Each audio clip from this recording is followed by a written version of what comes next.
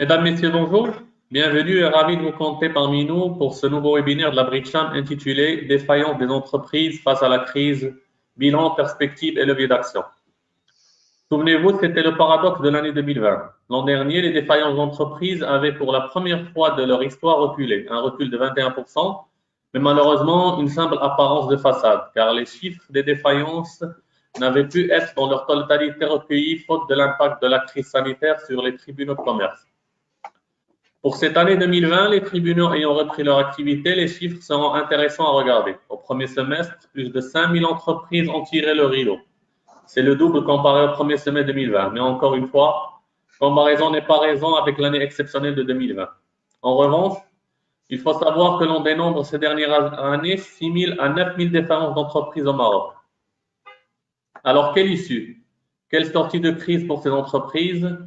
Entre augmentation des délais de paiement, impact négatif du Covid ou encore l'absence d'une loi sur le climat des affaires, il y a encore beaucoup à faire.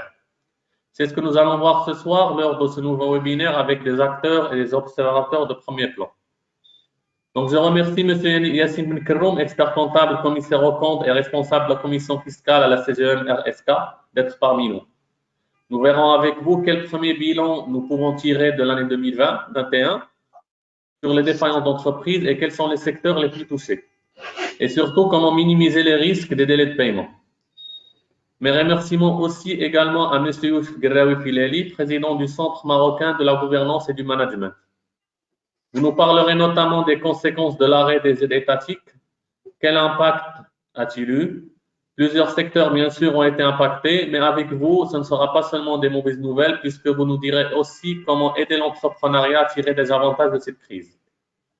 Enfin, mes remerciements à M. Nabil Adel, directeur du groupe de la recherche en géopolitique et géoéconomie et consultant pour le gouvernement. Nous nous présenterons avec lui dans le futur puisqu'il va nous parler surtout des perspectives économiques pour l'année 2022. Ce webinaire est bien sûr le vôtre, n'hésitez pas dès maintenant à poser vos questions. Et avant de donner la parole à notre modérateur et ami Landry Benoît, je tiens à remercier nos partenaires OCP Group, Spirit Aerosystem, Bank of Africa, Maroclear, Cosumar et CIS Bank. Merci à tous et bon webinaire. À toi Landry. Merci Karim Medado, merci et bonsoir à tous. Bonsoir, merci de nous rejoindre encore une fois pour ce nouveau webinaire de la Chambre britannique. On va s'intéresser donc à une thématique d'importance, les défaillances d'entreprises. Face à la crise, quel bilan, quelle perspective, quel bilan d'action? Il faut savoir qu'on attend à peu près 11 000 défaillances d'entreprises cette année en 2021. C'est une prévision Inforis qui restera bien sûr à confirmer dans les prochaines semaines. Ce serait tout simplement un record historique en termes de défaillances d'entreprises. C'était prévisible forcément avec la crise Covid qui a impacté beaucoup de TPE et beaucoup de PME. En cause, bien sûr, les délais de paiement qui se sont allongés dans ce contexte de crise, mais pas uniquement. S'il y a eu des soutiens de l'État, beaucoup de soutiens se sont arrêtés. Et puis, il y a une crise systémique également, qui existe depuis de nombreuses années ici au Maroc.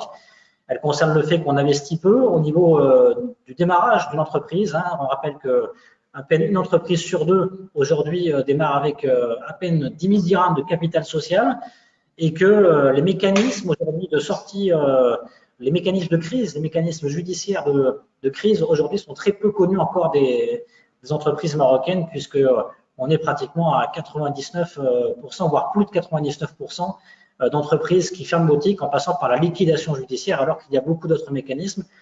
On va parler de tout ça, mais pas seulement ce soir avec donc, nos trois experts qui nous font le plaisir de nous accompagner. Bonsoir Yassine Benkeroum. Bonsoir Landry Benoît. Un plaisir de vous retrouver. Vous êtes le premier à passer à la barre. Dans quelques instants, je rappelle que vous êtes donc expert comptable et commissaire aux comptes, que vous êtes le responsable de la commission fiscale à la CGM de Rabat Saleh Kenitra. On va voir avec vous quel bilan justement tiré clairement de cette année 2021, quels ont été les secteurs les plus touchés et puis comment minimiser les risques des délais de paiement sur les entreprises. Je viens de donner quelques pistes, j'espère ne pas trop avoir dit parce que je sais qu'il y a beaucoup à dire. Yousef Gerraoui Filali également nous accompagne. Bonsoir. Bonsoir cher Landry. Un plaisir de vous retrouver. Vous êtes le président donc, du Centre marocain de la gouvernance et du management. Nous verrons avec vous quelles ont été les défaillances majeures des entreprises face à la crise. Et on parlera de la fin des aides étatiques pour un grand nombre d'entreprises, quelles conséquences cela a eu et puis comment on peut aider l'entrepreneuriat, les TPE à tirer à des avantages de cette crise du Covid-19. Et puis, dans quelques instants, juste après vous, Youssef Gareux, Filali, Nabil Adel, qui est économiste consultant pour le gouvernement, qui est également directeur du groupe de recherche en géoéconomie et géostratégie, nous rejoindra pour parler des perspectives de 2022, quels peuvent être les leviers, les mécanismes d'aide de la part du gouvernement qui pourrait donc tenter d'accompagner les PME dès l'année prochaine. Mais sans plus tarder, on va donc commencer ce webinaire avec Yacine Benkeroum. Yacine Benkeroum, je le disais, 11 000 défaillances d'entreprises, c'est donc la prévision d'Inforisque. C'est donc, on doit attendre sans doute de cette année 2021, ce serait un record. Si je puis me permettre, déjà, peut-être un peu avant de parler de ce chiffre, je pense qu'il est important d'apporter quelques précisions sur la défaillance en tant que telle. Parce que le chiffre que je vais retenir, défaillance, 11 000 défaillances, ou bien 10 000, 11 000, etc., est-ce que c'est le vrai chiffre que je vais avoir in fine? Est-ce que c'est le vrai chiffre? Dans quel sens? Dans le sens où il faut bien voir une chose, on a un système aussi, dans le contexte marocain, d'entreprises qui partent en veille, qui n'arrivent pas à la procédure, entre guillemets, de liquidation. Est-ce qu'il faut les comptabiliser ou pas? Quelqu'un qui part en veille, alors j'ai quelqu'un qui va partir en veille de façon informelle, j'ai quelqu'un qui va partir en veille dans le cadre d'un régime fiscal qui a été défini depuis 3-4 ans au niveau du Code général des impôts, donc c'est ce qu'on appelle la cessation temporaire d'activité. J'ai donc quelqu'un qui ne va pas le faire. Il y a beaucoup d'entreprises. Alors on estime, il me semble aujourd'hui, il y a pratiquement 90 000 entreprises qui sont en veille aujourd'hui au Maroc. C'est-à-dire qu'ils font des dépôts, des déclarations en néant, etc., mais qui ne fonctionnent pas. Donc dans les 500 000 contribuables à l'impôt sur les sociétés, j'en ai peut-être 100 000 qui sont, qui ne sont pas actifs, qui est 90 000. Et ensuite, la cessation temporaire d'activité telle qu'elle est réglementée par l'administration fiscale, j'en ai aujourd'hui pratiquement 20 000, 18 000, on parle de 18 000, 20 000 entreprises qui sont en cessation temporaire. Et, alors, j'allais dire, les entreprises qui ont qui arrivent au bout de chaîne, c'est celles qui vont être radiées effectivement du tribunal, et là on parle des 11 000. Et pourquoi, in fine, je vais me permettre aussi de voir pourquoi il y a des entrepreneurs qui, normalement, sont en cessation de paiement. Quand je dis cessation de paiement, ça veut dire que normalement, je devrais aller dans une logique de liquidation, mais je ne le fais pas parce qu'il faut bien voir qu'aujourd'hui, et encore que je vais relativiser beaucoup de choses, que la création d'entreprises était normalement plus simple que la radiation. La radiation est assez compliquée, elle est rebutante, et dans certains cas, comme vous le savez, la radiation entraîne des contrôles fiscaux, etc.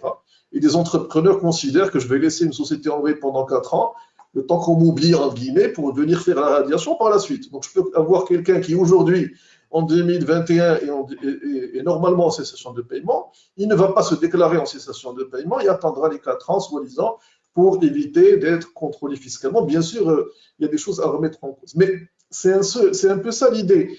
L'idée étant de dire qu'aujourd'hui, la démarche de radiation est assez complexe, fait que de nombreuses entreprises sont rebutées, n'y vont pas. Et donc finalement, on va retrouver dans les 11 000 les entreprises qui sont en bout de chaîne.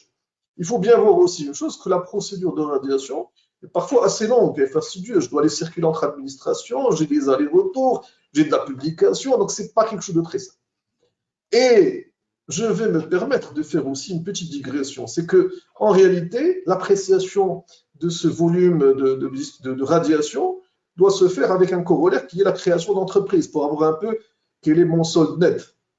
Alors, sur les 9 premiers mois de l'année 2021, on se rend compte qu'on est pratiquement sur un chiffre historique de plus de 80 000 entreprises donc, créées. Sur les 80 000, quand on va les creuser, c'est essentiellement de la SARL associée unique. Donc, on est sur de la TPE. Mais, alors, c'est assez surprenant d'avoir ce chiffre, sachant qu'aujourd'hui, on est sur une situation assez particulière. Je vais me permettre d'en parler parce que c'est important. C'est que au 1er janvier 2020, normalement, la création d'entreprises aurait dû commencer à se faire en ligne sur Internet. Les textes de loi ont été modifiés. Alors, on est dans une situation assez particulière. Les textes de loi ont été modifiés. J'ai modifié mes textes de loi pour passer à la création. J'ai enlevé la création d'entreprises au CRI. Donc, CRI n'avait plus les moyens de faire de la création parce que cette compétence n'était plus de leur attribution. Et par la suite, le site n'était pas prêt au 1er janvier 2020. Et on s'est retrouvé aujourd'hui à faire de la création comme il y a 20 ans. Donc aujourd'hui, quelqu'un qui veut créer une entreprise en contexte Covid doit aller faire le tour des administrations, etc. C'est entre guillemets l'époque avancée. Donc c'est un vrai sujet, me semble-t-il. Donc aujourd'hui, quelque part, les 80 000, c'est bien d'avoir les 80 000 dans un système où il n'y a pas de série. En tout cas, sur certaines villes ont continué à faire une sorte de, j'allais dire, de bureau de dépôt des dossiers. Mais pour d'autres, c'est vrai que c'est vraiment la croix et la bannière pour faire une création. Et donc, quelque part, je me retrouve sur un solde net qui, aujourd'hui, 80 000 à fin septembre, on va se dire, si on prend les chiffres tant qu'ils se présenteraient a priori, on se dirait, c'est pas si mal que ça. On se dirait, on est quand même à 90 000 créations, c'est beaucoup mieux que les 50 000 de l'année dernière, c'est beaucoup mieux que les 50 000 de 2019, etc. Maintenant, je pense, à mon avis, il faudrait rentrer dans le détail, c'est-à-dire avoir une vision globale de la défaillance, ce n'est pas seulement les radiations des tribunaux, mais c'est aller voir des sociétés qui se mettent en veille, qui sont en réalité en cessation de paiement. Il y a d'autres indicateurs, à mon avis, qu'il faudrait tenir compte, c'est les nombres de salariés déclarés à la CNSS. C'est un indicateur intéressant de dire, voilà l'évolution, parce qu'on a vu, par exemple, en 2020, la baisse sur certains secteurs. Donc, je pense qu'il faut faire un travail sur le nombre de salariés déclarés, les déclarations à la TVA. Donc, tout ça va permettre, à mon avis, de mieux appréhender la défaillance d'entreprise sur 2021. Le seul chiffre tribunal de commerce, me semble-t-il, n'est pas suffisant en tant que tel.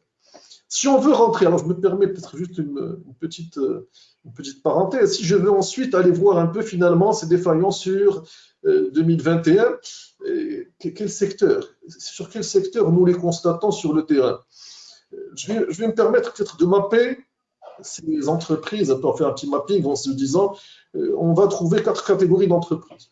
On est sur des entreprises dans une première catégorie qui était déjà fragile avant Covid, et le Covid a joué ce rôle de révélateur, accélérateur de crise.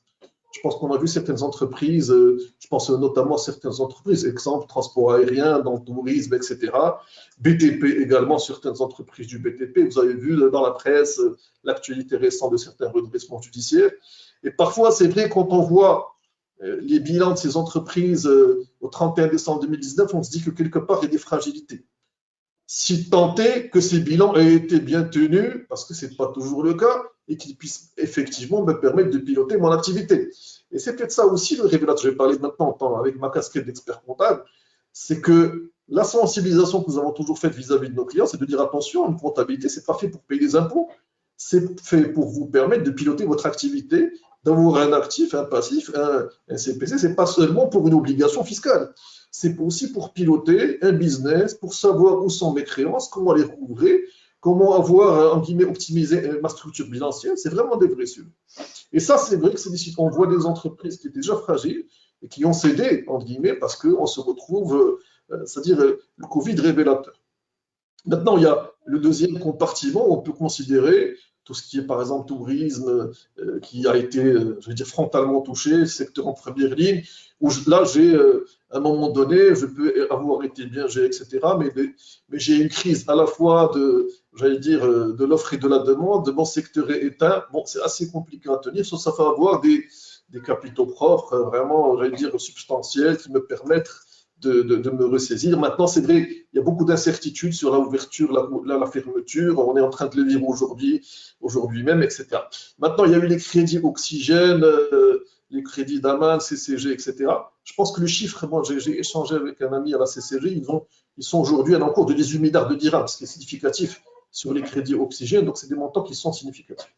Donc, ça, je pense aujourd'hui, j'ai vu dans la presse aujourd'hui qu'on est en train de préparer un nouveau comité de veille économique pour ces entreprises, pour le tourisme, redonner 2000 dirhams depuis le mois de septembre à décembre pour essayer de redresser. Maintenant, je vais me permettre de partager très rapidement un retour d'expérience, c'est que les 2000 dirhams, c'est vrai qu'on va être obligé de se baser sur des gens qui étaient déclarés à la CNSS en mars 2020. Donc, c'est particulier, il y aura certainement des injustices, etc. Mais dans tous les cas, ça aura le mérite d'exister. Maintenant, il faudra financer ces montants-là pour... Bon. C'est des vrais sujets qui se posent par la suite sur le plan opérationnel, sur le plan macro de toutes ces opérations. Et ensuite, alors, on va peut-être avoir un troisième compartiment, c'est les entreprises qui se sont maintenues, qui n'ont pas eu d'impact, bon, qui ont pu tourner dans les services, certains services, etc. Et puis d'autres qui ont pu émerger. C'est notamment les laboratoires d'analyse, les métiers qui sont liés au médical, qui ont profité du Covid, la distribution l'année dernière, notamment alimentaire, etc. Et il aurait été, je me permets une petite digression, c'est qu'il aurait été sans doute pertinent d'orienter la loi de finances 2022 sur ce mapping et de se dire où sont les secteurs qui ont gagné de l'argent et est-ce qu'on n'aurait pas mieux fait d'orienter, entre guillemets, la manne fiscale vers ces entreprises, etc. Maintenant, je me sens que c'est un vrai débat, de vrais sujets. Pour revenir, entre guillemets, aussi au point que tu avais évoqué tout à l'heure, Benoît, c'est qu'aujourd'hui, on a aussi des vrais sujets qui se posent, qui se sont révélés. C'est notamment cette histoire de délai de paiement.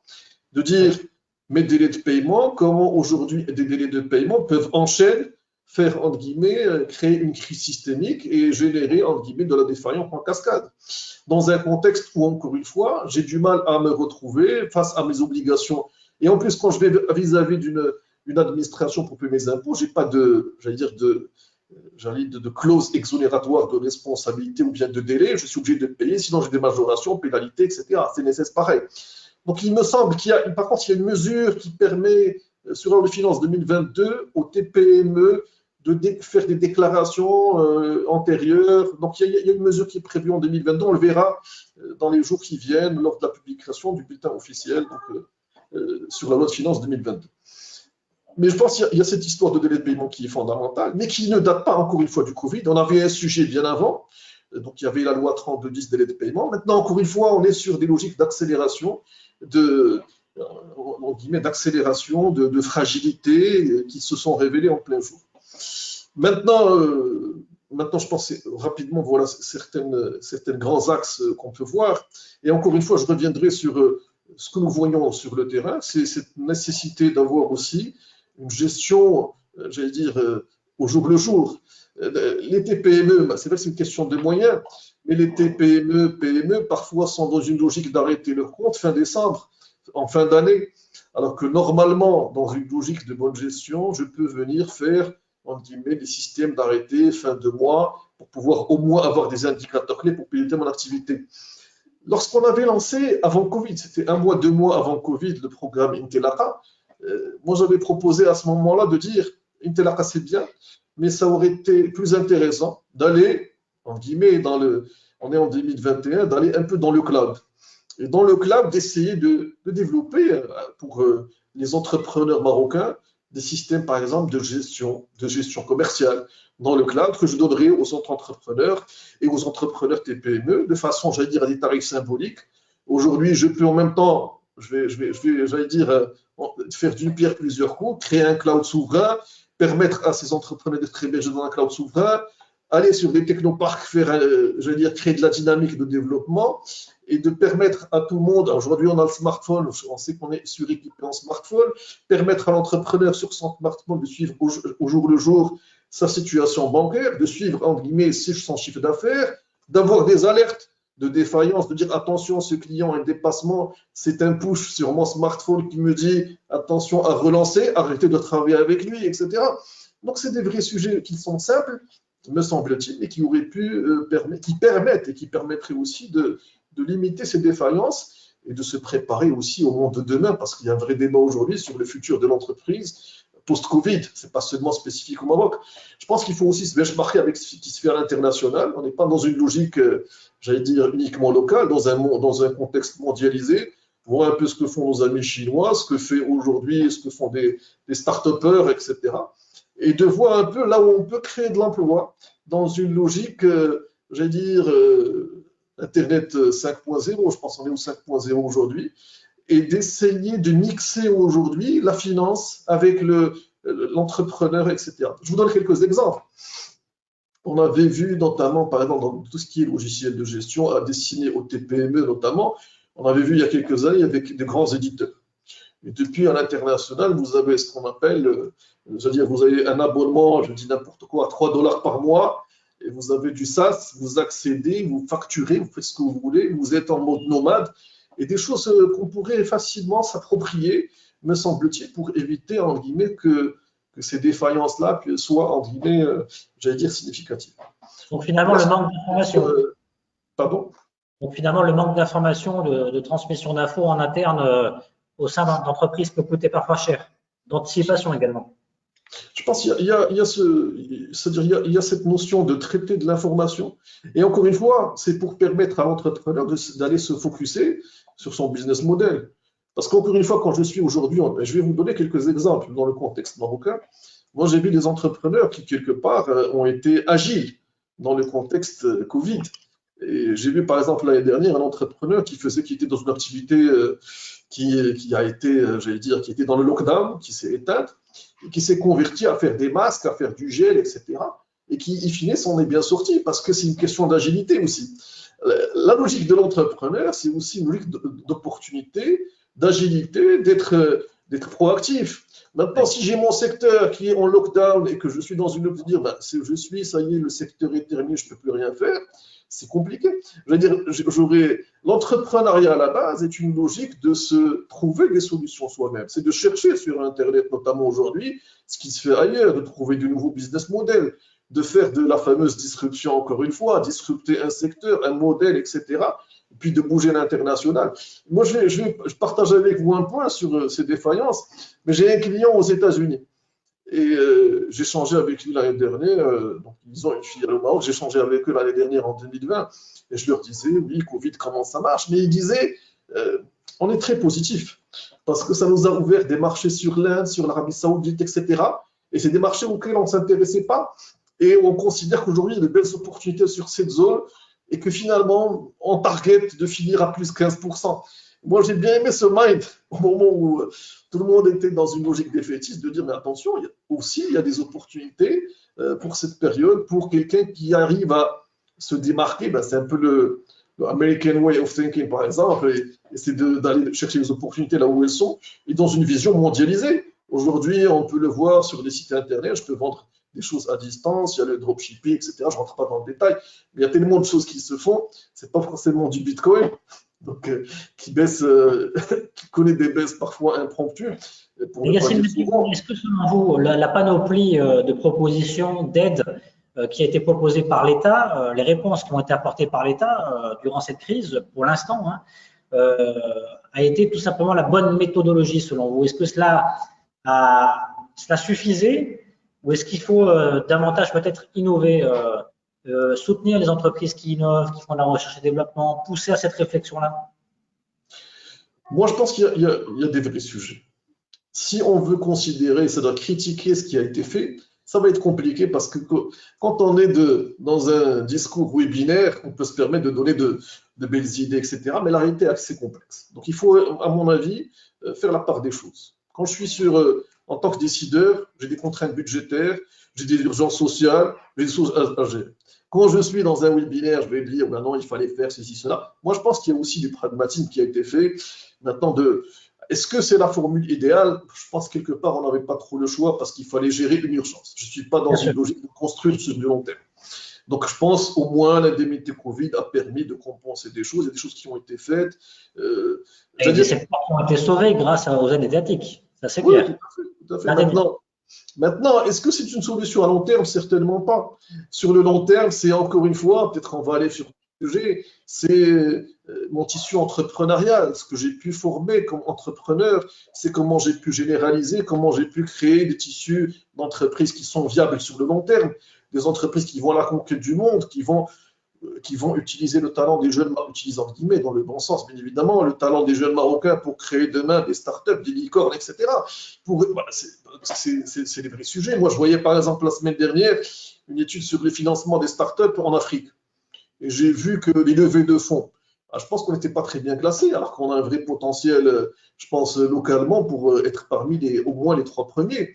Et donc, c'est des vrais sujets de se dire, aujourd'hui, il y a des urgences pour se repositionner et pour devenir agile. Cette notion d'agilité, me semble-t-il, est importante. Et l'agilité, elle passe aussi par cette notion de digital, de simplification. Arrêtons de compliquer les choses dans des procédures. Aujourd'hui, par exemple, il faudrait que, à mon avis, une radiation, aujourd'hui, pour avoir le vrai chiffre de la radiation, il faudrait que la radiation soit aussi simple qu'une création.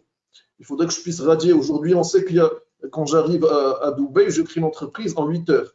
Aujourd'hui, dans le contexte marocain, vu le contexte actuel, c'est peut-être 2 mois. La radiation doit être aussi simple, à mon avis, que la création. Je dois radier aussi simplement que la création. Maintenant, connaissons un peu le terrain, je vais vous dire que pourquoi la radiation elle est compliquée au Maroc? Parce que parfois, et c'est vrai qu'il y a peut-être une minorité de mauvaise foi qui entre guillemets, qui fait en sorte qu'elle bloque tout le système. Parce que vous avez en réalité des personnes qui viennent créer des entreprises pour faire 2 ou 3 opérations non déclarées fiscalement, qui veulent demain radier et faire la radiation et donc sans payer de contribution. C'est d'où l'esprit du contrôle fiscal. Maintenant, il faudrait trouver d'autres formules, comme ce que nous avons pu faire, par exemple, je vais donner l'exemple sur la TVA. Sur la TVA, nous avions eu à l'époque nous avions proposé la mise en place d'un fichier XML, donc de contrôle de la TVA, qui permet aujourd'hui de mieux appréhender les contrôles. Je pense qu'il faudrait, le digital devrait nous servir, à mon avis, à accélérer. On a pu voir que de nombreuses procédures ont été digitalisées. Il me semble opportun d'accélérer cette digitalisation dans une logique intelligente qui nous permette de contrôler et de rendre de l'efficacité aux différentes procédures et process. Et demain, il faudrait que je puisse permettre à un entrepreneur de créer sa boîte en ligne et qu'il puisse la radier aussi en ligne, du moment qu'il a, bien évidemment, qu'il donne les garanties d'avoir souscrit toutes ses obligations fiscales, sociales, etc. Et que s'il est vraiment en difficulté, je dois lui donner le droit à échouer. C'est un peu le modèle, c'est-à-dire j'ai échoué, j'ai le droit de fermer, ça fait partie des règles du jeu, et de recréer le lendemain mon entreprise de façon décomplexée. Maintenant, les gens qui réussissent en général ont fait 2, 3, 4 échecs. Le 5e, ça a été la réussite, ça peut être la licorne, etc. Si je crée ce blocage dès le départ, en guillemets, de fermeture, radiation, qui est au-delà de l'aspect sociologique, etc., qui est la complexité sur le terrain, je pense qu'on risque de passer à côté de belles opportunités.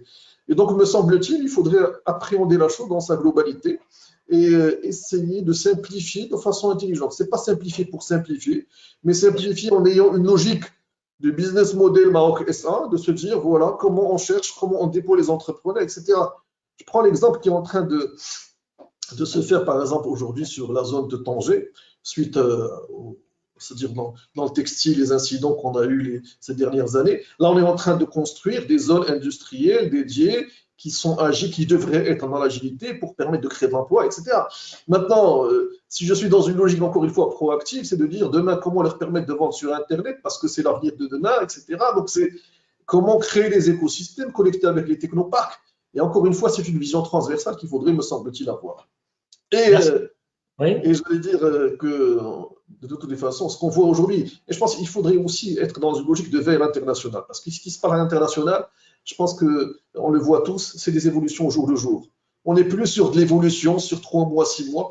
Moi, je me permets de suivre un peu, de lire la presse d'aujourd'hui, la veille. Je suis abonné sur pas mal de supports à l'international. Et c'est vrai qu'hier, par exemple, j'ai lu un dossier intéressant sur un support qui parlait du changement de la Chine sur ces 20 dernières années, depuis 2001, son adhésion à l'OMC, à aujourd'hui. Un dossier très intéressant que je vous invite à lire sur une presse étrangère, le dossier d'aujourd'hui, qui donne vraiment cette façon d'appréhender la croissance, le développement dans une logique intelligente où je vais mixer entre le digital, entre l'industrie, entre la sous-traitance, entre créer. C'est des modèles qu'il faut penser, qu'il faut bien penser. Et puis, je pense que c'est l'occasion du nouveau modèle de développement de surfer sur ces choses-là et de booster la croissance. Et je pense qu'il y a des opportunités dans cette crise Covid comme dans toutes les crises.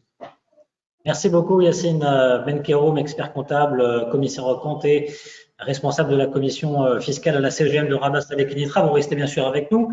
On a entendu qu'il y a des solutions toutes simples, qui peuvent paraître toutes simples, mais qui pourraient voir le jour assez rapidement et qui peuvent aider, faciliter la vie des entreprises, tant sur un volet administratif que sur un volet de la vie quotidienne. Et puis, vous nous avez parlé également de clés de recherche et développement qui peuvent être des réflexions qui peuvent être amenées à être creusées dans les prochains mois, dans les prochaines années. On va donner à présent la parole à Youssef Garoui Fidali. Rebonsoir. Rebonsoir, cher Landry. Je rappelle que vous êtes le président du Centre marocain de gouvernance, de la gouvernance et du management. Alors, Youssef Garoui Fidali, on va voir avec vous quelles ont été les défaillances majeures des entreprises justement face à la crise. Et puis, quel impact ont eu finalement les aides étatiques et notamment le fait qu'elles se soient arrêtées. Et puis, on parlera dans un deuxième temps avec vous ensuite bien justement de l'entrepreneuriat, comment l'entrepreneuriat peut tirer des avantages de cette crise On en parlait un petit peu avec Yacine Benkeroun. On va prolonger le débat à la TPE, à la PME avec vous. Alors d'abord, quelle leçon vous en tirez vous, de cette année 2021, Youssef Gareux-Filali? Alors, d'abord, merci Landry encore une fois pour l'animation de cet événement extrêmement important. Donc, le timing, il est très bien choisi. Je félicite aussi CSI pour son excellente intervention. Donc, j'ai noté beaucoup de choses et merci beaucoup pour ces éléments. Alors, premièrement, si vous me permettez, j'aimerais d'abord rebondir sur le solde de défaillance. Donc, comme a dit CSI, je suis tout à fait d'accord avec lui. Le Covid-19, l'accélération de la digitalisation des entreprises marocaines a permis de booster la création d'entreprises. Donc, quand on voit les défaillances globalement en moyenne avant la crise du Covid, on parlait même d'un chiffre de 10 000 défaillances par an. L'année du Covid 2020, comme j'étais en contact avec beaucoup d'entrepreneurs au nord, au sud, entre les régions Rabat-Casa, je sais que minimum on sera sur 20 000 défaillances, mais que les défaillances, il n'y avait pas de liquidation judiciaire parce qu'on était en confinement et même les tribunaux n'étaient pas fonctionnels. Donc il y avait toute une perturbation du système judiciaire en termes d'échanges commerciaux, etc. Mais le nombre de défaillances en 2020, qui est lié à la crise sanitaire du Covid-19, l'apparition du Covid ici au Maroc, je pense en février ou mars. Donc, vraiment, le taux de défaillance était très élevé. Et puis, si vous me permettez, la catégorisation des entreprises. Donc, effectivement, certaines entreprises ont pu tirer de la croissance. Donc, je connais beaucoup de TPE, des PME marocaines aussi, qui ont fait de la croissance en pleine crise de Covid. Il y a même des entreprises qui ont saisi la pandémie pas seulement pour faire de la croissance, mais une opportunité de développement. Ils se sont développés, même doublé le chiffre d'affaires. J'ai vu ça, j'ai vu les documents. Donc, c'est les entreprises qui opéraient dans la distribution, dans les produits alimentaires, les produits cosmétiques, la consommation maison, parce que les ménages étaient confinés, et les entreprises qui opéraient dans tout ce qui est information technology, la vente de tablettes, de smartphones, tout ce qui est lié aux télécommunications. Donc, c'est des entreprises qui ont pu recruter, qui ont pu se développer, qui ont pu fructifier le chiffre d'affaires. Alors, les autres entreprises, donc beaucoup d'entrepreneurs m'ont contacté, les gens dans le secteur touristique, les secteurs qui sont liés à l'industrie, le textile, etc., les services. Donc, vraiment, c'est des entreprises qui ont été profondément touchées par la crise du Covid-19. Et donc, certaines entreprises ont pu résister. Donc, CSI, il a parlé d'entreprises qui ont pu faire la fabrication des bavettes, des produits de désinfection, etc. Donc, c'était une adaptation à la crise sanitaire, mais beaucoup d'entreprises, vraiment, étaient incapables de financer les dépenses. Il y avait des problèmes au niveau du cycle d'exploitation, un très faible carnet de commandes, pratiquement pas de fonds de roulement. J'aurai l'occasion de parler, pratiquement parlant, des problématiques que les entrepreneurs ont connues depuis l'apparition de la pandémie par rapport à tous les produits qui ont été mis en place par la Caisse centrale de garantie. Donc, j'étais en contact direct avec le directeur général de la CCG, Serrini, que je salue d'ailleurs de cet événement parce que je l'appelais sur son portable personnel, des fois la nuit, etc. Donc, il répond et on essayait d'aider les entrepreneurs pour les orienter un petit peu vers le secteur bancaire. Donc, tous les produits qui ont été mis en place, malheureusement, beaucoup de TPE marocains et très petites entreprises n'ont pas pu bénéficier de ces financements et j'expliquerai les raisons par la suite. Alors, tout à fait, donc le solde de défaillance, il faut voir les créations, il faut voir les déchéances commerciales pour dégager le solde et donc on ne peut pas faire du jugement que sur le nombre de défaillances d'entreprises déclarées. Donc, c'est un point sur lequel j'ai voulu un petit peu rebondir, comme ça fait partie aussi, c'est le slogan du thème de notre conférence d'aujourd'hui. Alors, deuxième point, les délais de paiement. Alors, croyez-moi, j'ai passé par le secteur, j'étais responsable dans le secteur public pendant des années. Modestement, j'étais parmi les responsables financiers qui payaient à temps les fournisseurs parce que je savais que l'idée qu'on avait toujours en tête que l'État est un mauvais payeur.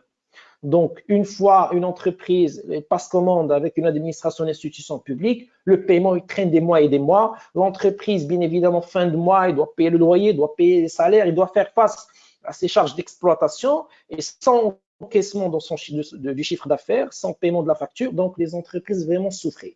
Bon, alors, l'État marocain, c'est vrai, à travers le système intégré J de la gestion intégrée des dépenses, ils ont mis en place des mécanismes, des verrous pour un petit peu inciter les entreprises, les ordonnateurs, les institutions, et entreprises même semi-publiques, etc., à payer à temps avec des pénalités de retard, etc., pour pénaliser aussi l'État s'il ne paye pas à temps les fournisseurs, mais il y a des lacunes qui sont liées à l'utilisation du système d'information. Ça veut dire si je ne rentre pas le bon de livraison, donc le compteur, il ne démarre pas. Donc, même avec la digitalisation, il faut qu'il y ait d'autres mécanismes pour s'assurer du respect du délai de paiement, pour le paiement, bien évidemment, à temps des entreprises marocaines. La loi 3210, effectivement, si on en a parlé, on ne la respecte pas. En général, on peut aller jusqu'à 90 jours, mais il y a en général des clients qui dépassent largement ce délai, que ce soit dans le secteur public ou dans le secteur privé ou le secteur semi-public, ou même des entreprises en société anonyme dans l'État, bien évidemment, elle a des participations. Donc, c'est une réelle problématique. Et croyez-moi, si aujourd'hui, on a un nombre de défaillances qui est très élevé, s'il y a des entrepreneurs qui ont des difficultés financières, c'est à cause des délais de paiement. Donc, on ne paye pas, bien évidemment, l'entreprise marocaine à temps. Et c'est un problème qui dure depuis une décennie. Depuis une décennie, on en parle. Juste par contre, j'interromps pour signaler que par rapport à cette loi 3210, effectivement, sur les délais de paiement, on rappelle qu'elle commence à dater et que les décrets d'application n'ont pas encore tous été adoptés, malheureusement. Tout à fait, exactement. Et c'est aussi une problématique. Donc, encore une fois, c'est les mécanismes, bien évidemment, d'application de la loi qui manquent toujours à l'appel. Merci, Landry, pour ce point très important. J'enseigne par rapport au point des créations. Alors, sur les créations d'entreprises, je suis tout à fait d'accord avec CSI. On n'est pas vraiment un pays émergent où on accélère la création d'entreprises en 48 heures ou en 24 heures, comme ça se fait dans d'autres pays, à l'instar de ce qui se fait en Europe, aux États-Unis, etc. Mais je pense que le Maroc, il a réalisé, de par ma modeste expérience dans notre association, le CMGL, le Maroc, il a réalisé une très bonne avancée sur le statut auto-entrepreneur. C'est très simple, vous rentrez en ligne, en 24 heures, vous êtes inscrit, vous tirez le papier, il faut juste l'imprimer, vous pouvez fonctionner librement, donc vous êtes auto-entrepreneur, vous pouvez exercer, exploiter, facturer, et bien évidemment, la régularisation se fait après le trimestre d'activité, c'est-à-dire vous allez déclarer après et qu'entre-temps, dans un délai maximum de 15 ou de 20 jours, vous aurez votre carte auto-entrepreneur. J'ai même vu avec des entrepreneurs, j'ai fait une démarche terrain, effectivement, donc il n'y a pas de problème, les gens fonctionnent, livrent la marchandise, entre-temps, ils ont l'ICE, ils peuvent facturer avec leur cachet entrepreneur et puis dans 15-20 jours maximum, ils ont la carte d'entrepreneur. Même la création du compte, aujourd'hui avec la banque, une fois vous avez saisi le formulaire sur Internet, en 48 heures, vous pouvez créer le compte. Donc, je pense que le Maroc, sur le statut auto-entrepreneur, il a réalisé une très bonne avancée, mais effectivement, sur la création des SARL, des sociétés anonymes, vraiment, il y a des complications. Bon, maintenant, quand on est expatrié, on veut investir au Maroc, on veut créer une petite joint venture où il y a la partie marocaine, la partie française, etc. C'est un petit peu plus compliqué, ça prend plus de temps. Et si Yassine Tabarakallah est expert comptable, donc il sait ça mieux que moi. Donc, moi, j'observe un petit peu aussi les créations d'entreprises. Effectivement, donc quand on veut créer des entreprises, petite entreprise, moyenne entreprise, grande entreprise, plus l'entreprise, elle a des fonds importants, elle a un projet d'investissement, plus l'entreprise, elle a une activité importante, ou plus qu'il y a plus d'intervenants, c'est-à-dire il y a des acteurs qui doivent intervenir dans les autorisations, dans les agréments, comme le centre régional d'investissement, comme le ministère du tutelle parfois qui doit approuver, etc. Et donc vraiment là, ça traîne encore plus. Donc plus il y a des stakeholders, plus il y a des parties prenantes, plus vraiment le délai de création d'entreprise devient plus important et plus lourd. Donc ça aussi, c'est une précision que j'ai voulu, bien évidemment, avancer. Alors, droit au but, si vous permettez, cher Landry, je vais parler un petit peu des mécanismes de financement. Globalement, oui, en donnant quelques aspects techniques sans trop s'attarder sur les détails. Après, s'il y a des questions précises, donc je suis là à la disposition de tous les participants pour répondre directement à leurs questions.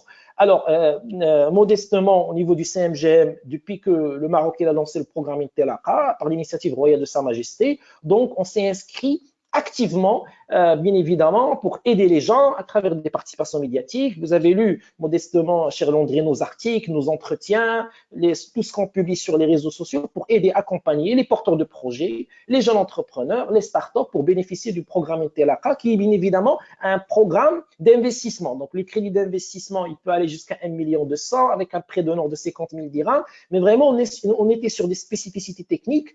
On a organisé des formations, on a fait des tournées, on est parti dans la région de Tanger, on est parti à Ben Slimane, on l'a fait à Bouzneka, à Rabat, à Casa aussi au Technopark. Et donc, l'objectif, c'est de conscientiser les gens, de les aider techniquement parlant à monter les dossiers pour bénéficier du programme Intelaka. comment faire le business plan, comment faire des estimations, comment collecter des devis, comment présenter une fiche projet où il va falloir bien évidemment associer, consolider toutes les pièces maîtresses demandées par la banque, et puis une conscientisation pour dire aux gens que c'est des crédits d'investissement qui sont garantis d'office par l'État à travers la caisse centrale de garantie. Mais malheureusement, la pratique, donc observée par quelques banques, pour ne pas généraliser, c'est qu'on demandait des garanties personnelles, nantissement sur fonds de commerce. J'ai vu, moi, des documents, j'ai reçu des documents sur WhatsApp de la part de plusieurs entrepreneurs ici au Maroc où on demandait des garanties personnelles, des hypothèques sur les terrains, nantissement même sur votre fonds de commerce. Fidèlement, ces documents, je les ai envoyés à de hauts responsables pour qu'ils voient ces pratiques. Et malheureusement, ces entrepreneurs, ce qui est tout à fait normal, ont refusé de faire ça. Malheureusement, n'ont pas bénéficié du programme Intelaca. Je sais qu'il y a un risque à gérer, mais quand on voit l'esprit anglo-saxon, les pays développés, etc., il faut qu'il y ait cette prise de risque si le projet il tient. Moi, j'ai vu des projets qui tiennent chemin et j'ai orienté les entrepreneurs pour avoir des informations détaillées sur les statistiques, la consommation client, le comportement du consommateur au niveau local, etc., pour un territoire donné. Et il y avait des informations scientifiques qui ont été collectées du Centre régional d'investissement, du HCP, le Haut Commissariat au Plan, en termes de statistiques, etc., et que c'est des projets qui tenaient route.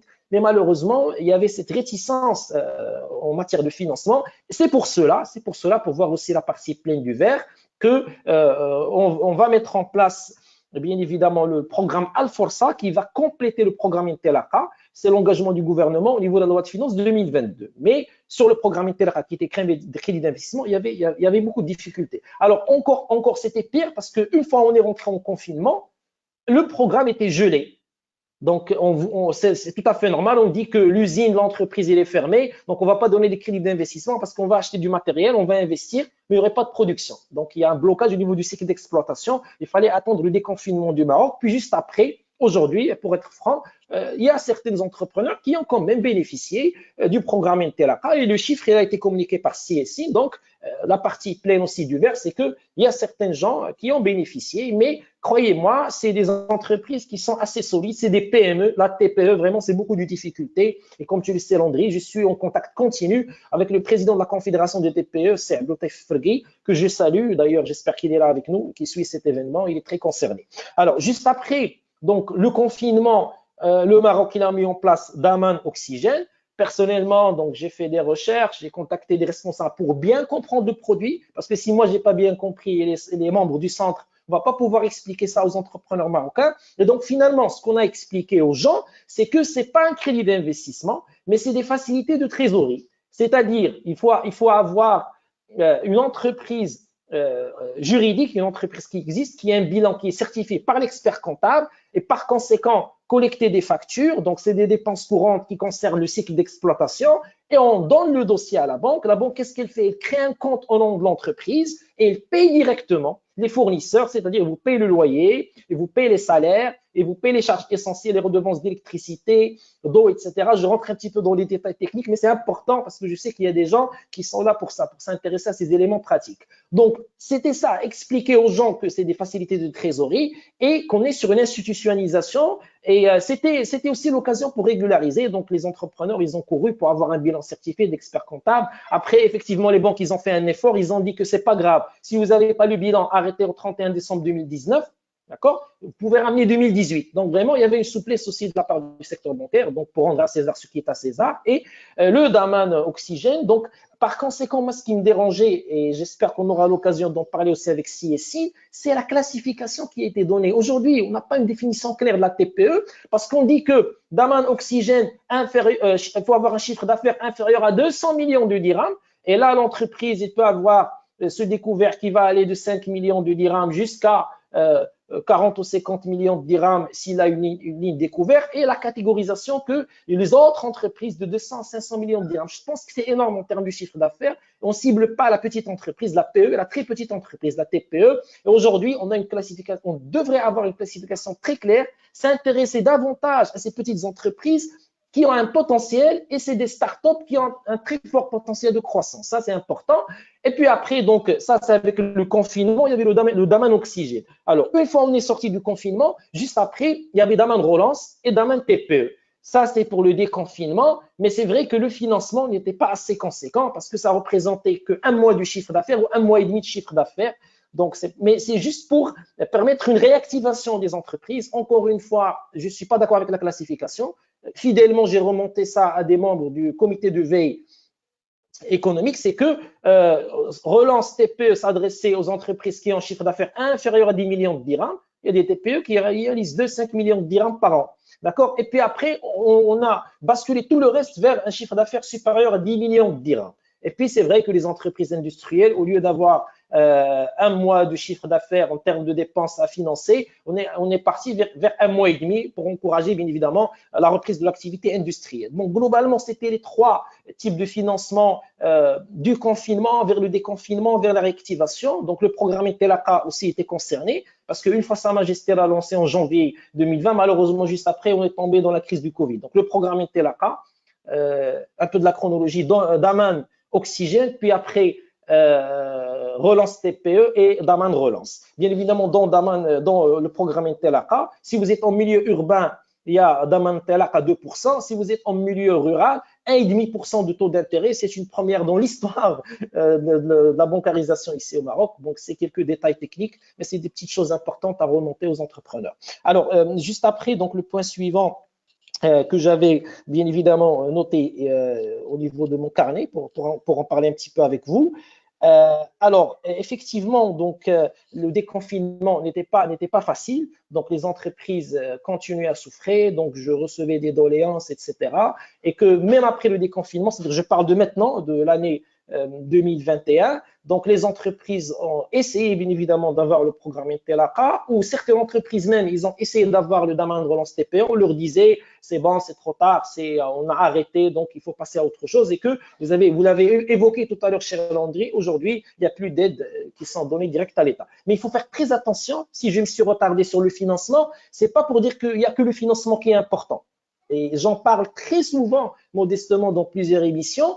La problématique aujourd'hui, ce n'est pas qu'une problématique de financement. Vous allez prendre une PME marocaine, par exemple à Casablanca, vous allez lui donner du financement, mais si le secteur il est en souffrance, donc l'entreprise n'aura pas de carnet de commande, elle ne va pas vendre, par conséquent, on n'aura pas de chiffre d'affaires, et elle aura un problème au niveau du fonds de roulement, parce qu'il va consommer le crédit d'exploitation ou d'investissement, et puis après, comment il va faire pour payer le loyer, les salaires, etc.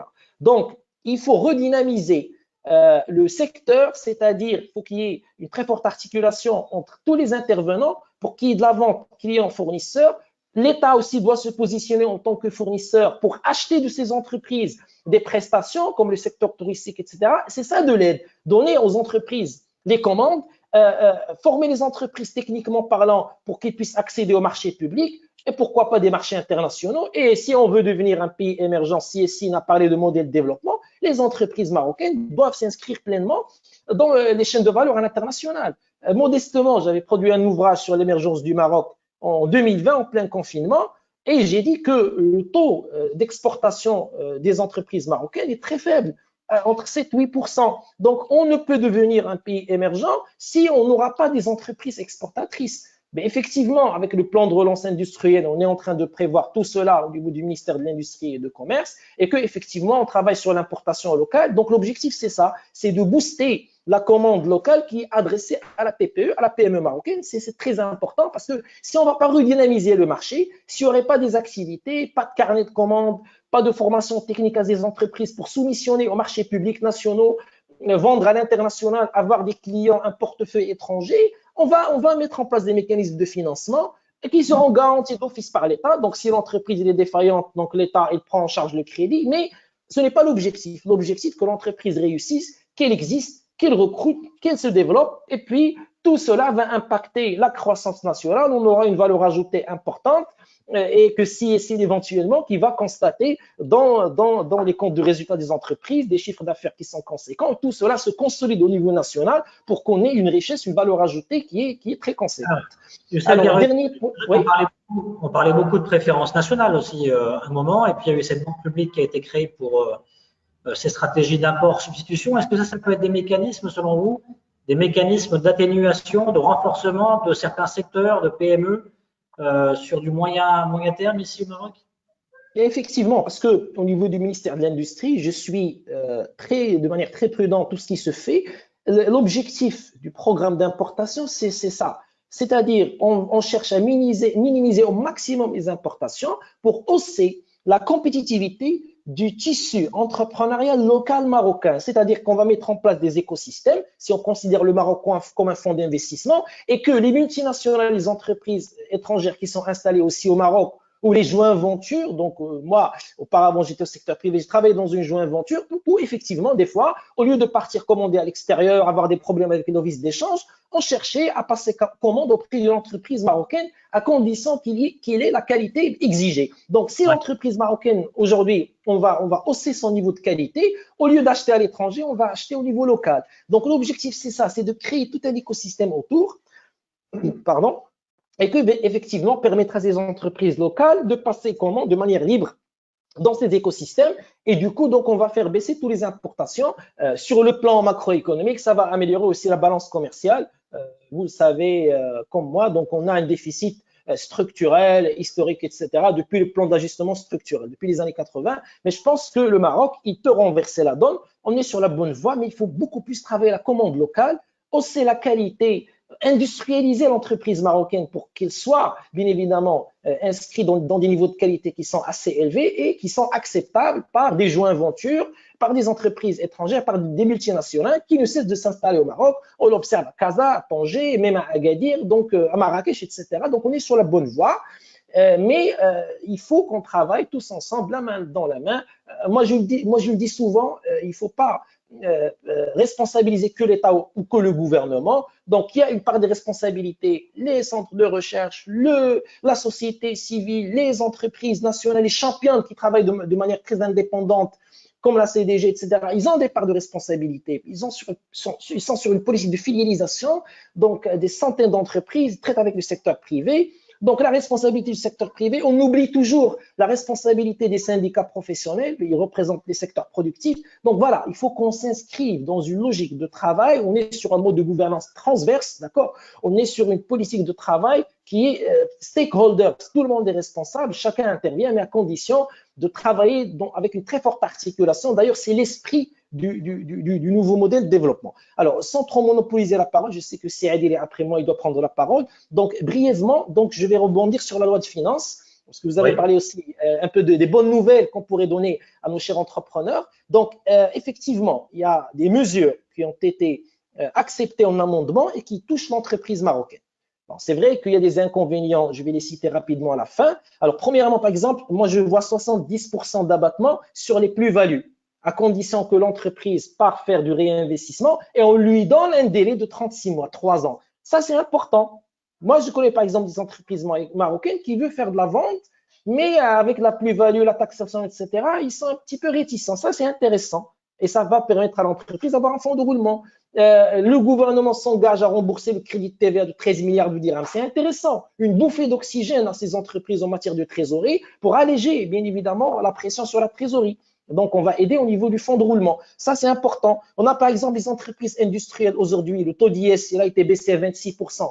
Moi, j'aurais aimé le baisser même à 20% pour accélérer l'industrialisation du pays. On ne pourra jamais être un pays développé, un pays en voie de développement, si on ne va pas travailler la question de l'industrialisation. Plusieurs études à l'international, des centres de recherche internationaux l'ont confirmé. Donc, il faut sortir de la logique agriculture et de la logique service, c'est bien, il faut continuer à les développer, mais l'industrialisation, l'industrie 4.0, etc., l'intelligence artificielle, les industries de matière, l'industrie lourde, tout ça, c'est extrêmement important à travailler. Et puis, c'est des mesures qui sont assez importantes. La cotisation minimale, elle descend à 0,40%, d'accord? Ça, c'est important par rapport au chiffre d'affaires. Donc, elle était à 0,50, ils ont proposé 0,45, on l'a baissé à 0,40. Bon, c'est des mesures quand même qui concernent l'entreprise marocaine, mais c'est pas suffisant. Donc, juste pour clôturer, je dirais que moi, ce qui m'a dérangé, par exemple, dans les amendements de la loi de finances, c'est la cotisation sociale de solidarité. Aujourd'hui, elle va se baser sur les bénéfices. C'est des taux proportionnels par rapport aux bénéfices réalisés. Donc, encore une fois, on s'adresse aux personnes morales, en l'occurrence l'entreprise marocaine. Donc, je ne comprends pas pourquoi pas on n'a pas mis cette cotisation sociale de solidarité en s'adressant aux personnes physiques aisées, les gens qui ont des revenus importants annuels. Je l'ai toujours recommandé modestement dans mes articles et tribunes parce qu'il faut aller vers ça, il faut qu'on s'inscrive dans un esprit de solidarité et l'objectif, puisque là, on est en train de parler des entreprises marocaines, c'est d'alléger la pression fiscale, bien évidemment, sur l'entreprise marocaine. Effectivement, par exemple, la taxe sur la valeur ajoutée. Vous savez que la TVA au Maroc de 20% sur les services, c'est le taux de TVA le plus utilisé et parmi les taux de TVA les plus élevés à travers le monde. Et donc, je pense qu'il faut avoir le courage de baisser ce taux. Mais je sais qu'effectivement, la TVA, elle finance une très grande partie des dépenses ordinaires de l'État. Donc, on a déjà un déficit, on est sur un objectif déficit de 4 jusqu'à 5%. Si on baisse le taux de TVA, donc on sera sur un objectif déficit de 6-7%. C'est mauvais en termes d'indicateurs macroéconomiques. Mais si on va dénicher, si on va aller vers des niches fiscales, on va taxer les entreprises les plus riches, on va taxer les gens aisés, etc., ça va constituer des marges de manœuvre pour alléger cette pression fiscale sur la petite moyenne entreprise, en lui accordant par exemple des acquisitions non mobilisation en hors taxe. D'ailleurs, ça se fait, et je l'ai pratiqué dans le Code général des impôts, si c'est ça mieux que moi, mais il faut aller, même pour des achats ordinaires, si on veut encourager l'innovation, les formations, la recherche, etc., c'est vrai qu'il y a l'incentive ANAPEC, mais si on fait un encouragement en matière de TVA, c'est quand même 20%, c'est un cinquième, c'est conséquent, ça va être par exemple un plus. Le taux d'IS, si on baissera encore pour les entreprises industrielles, donc on va encourager l'industrialisation. Un dernier mot, effectivement, donc d'ailleurs c'est une recommandation de la CGM et je salue CSI. Aujourd'hui, la loi cadre qui concerne la réforme fiscale, il faut l'accélérer. D'accord, donc pour moi 2025, c'est trop long. Moi, je préfère mettre ça en 2023, mais il faut travailler ça sérieusement. Par exemple, en 2022, la réforme du Code de travail, la charte des investissements qui a trop tardé, et donc on a une charte ancienne de 1995 qui n'est pas adaptée avec le nouveau esprit du projet de modèle de développement. Ça, c'est les points sur lesquels on devrait aussi travailler. Donc, je m'arrête là pour ne pas trop monopoliser la parole. Mais cher Landry, s'il y a des questions des intervenants, je suis là. Je les prends à la fin. Il y a beaucoup de questions et on va bien sûr les passer en revue tout à l'heure, juste après l'intervention de Nabil Adel qui nous fait le plaisir de nous rejoindre également ce soir. Nabil Adel qui est, on le rappelle, directeur du groupe de recherche en géopolitique et géoéconomie, consultant pour le gouvernement. Bonsoir Nabil Adel. Bonsoir Landry, bonsoir tout le monde, bonsoir Segalawi, bonsoir Sminkaroum. Alors on parle de crise. On va voir avec vous quelles sont les perspectives économiques pour l'année 2022. Juste avant, j'avais une question un peu de philosophie économique parce que Youssef Guerrero Finali nous parlait de responsabilité. Et j'avais envie de poser une question à Nabil Adel. Je crois deviner la réponse, mais j'avais envie de vous la poser pour que vous partagiez votre réflexion. Qui est responsable des défaillances entreprises? Est-ce que c'est l'État? Est-ce que c'est l'entrepreneur? Qui est responsable? En tout cas, merci cher Landry. Une question provocatrice pour démarrer le webinaire, c'est bien. Alors, et non sans malice, parce que vous connaissez déjà ma réponse, mais on va essayer de structurer tout ça. Bien sûr. En général, quand il y a une défaillance, il est rarement aisé de dire c'est la faute à tel ou à tel, n'est-ce pas? Ce qu'il faut savoir, c'est que le problème de défaillance est un problème d'abord macroéconomique. Si on prend par exemple un secteur tel que l'immobilier, c'est un secteur qui fonctionnait très bien jusqu'en 2008 et puis il ne fonctionne plus. Et ce n'est pas que les promoteurs soient devenus meilleurs ou moins bons, mais il y a un cadre macroéconomique qui était favorable au développement de ce secteur qui ne l'est plus. Donc il y a un élément sur lequel beaucoup d'entrepreneurs ne prêtent pas attention, c'est l'impact des facteurs macroéconomiques sur la santé financière d'une entreprise. Vous avez beau être l'entreprise la mieux gérée au monde, en cas de crise, ça vous tombe dessus. Et nous avons eu l'illustration de la Covid-19. Très peu d'entreprises ont pu résister. Et heureusement qu'on a levé ce confinement inutile assez rapidement, mais sinon, les dégâts auraient été beaucoup plus importants. Et je parle même de grandes entreprises. Donc, quand vous avez des facteurs macroéconomiques qui viennent s'abattre sur une économie, naturellement, les degrés d'atteinte ne sont pas les mêmes, mais ça finit par atteindre tout le monde. Et donc, sur ce point-là, ce n'est ni l'État, ni l'entrepreneur. C'est un problème de cycle économique. Les cycles économiques sont ce qu'ils sont. On ne peut ni les prévoir, et quand ils se produisent, il faut être vraiment audacieux pour dire qu'on pourra résister au cycle économique, ou bien que l'intervention de l'État va permettre de ralentir les effets du cycle économique. Le cycle économique, c'est comme une vague. Quand elle frappe très fort. Et quand on essaie de résister, tout ce qu'on fait, c'est qu'on reporte le problème dans le temps et on ne le résout pas. C'est un cycle qui doit prendre son temps et faire son effet. Il va partir, puis il y aura un autre cycle qui va s'en suivre. Maintenant, c'est pas une fatalité. Quand vous avez des cycles, vous avez des entreprises qui risquent mieux que d'autres. Okay, mais le cycle économique impacte tout le monde. Quand on est sur un cycle économique porteur, c'est un cycle économique où tout le monde est affecté par la dureté du cycle. Alors, Nabil Adel, la croissance est de retour, forcément après une année 2020 qui aura été très difficile. En 2022, quelles sont les perspectives économiques qui peuvent être signe de bonnes nouvelles pour les entreprises, pour les PME marocaines, selon vous? Alors, vous savez, après la pluie, il y a toujours le beau temps. OK. Maintenant, où se situe la performance d'une économie et la performance d'une entreprise? Alors, quand vous avez des cycles économiques, la politique économique d'un pays consiste à monter plus rapidement que le cycle économique, pour l'économie par conséquent pour les entreprises, et à descendre moins rapidement que le cycle économique. Vous ne pouvez empêcher ni la hausse ni la baisse. Maintenant, un pays fort économiquement est un pays qui profite plus que les autres pays des cycles positifs et qui est moins affecté que les autres pays par les cycles négatifs. Et ce qui est vrai pour le pays l'est aussi pour les entreprises. Alors, une entreprise qui est bien organisée, qui est bien structurée, qui a une bonne stratégie, qui a une bonne organisation, résiste naturellement mieux aux effets du cycle qu'une entreprise qui ne l'est pas. Alors maintenant, pour revenir au sujet qui nous intéresse ce soir en particulier, c'est comment le facteur macroéconomique agit directement sur la défaillance de l'entreprise. Et ensuite, on va voir qu'est-ce qu'il en sera en 2022. Alors, souvent, nous avons un problème de liquidité dans une économie. Et quand on parle de problème de paiement, c'est qu'il y a des problèmes de liquidité. Il y a des problèmes de liquidité. C'est-à-dire que vient un moment où les liquidités s'assèchent, je vais y arriver. Et donc, on commence à avoir des problèmes de paiement. Okay. Alors, souvent, les gens attribuent ça au réflexe mauvais payeur. Il y a ça, mais le gros provient quand même du cycle économique. C'est-à-dire quand vous sentez une tension sur le trésorerie, il y a un effet de cycle économique qu'on doit comprendre. Et à ce niveau-là, quelles que soient les actions de l'État, à moins que l'État ne mette la main à la poche, il peut très difficilement agir dessus.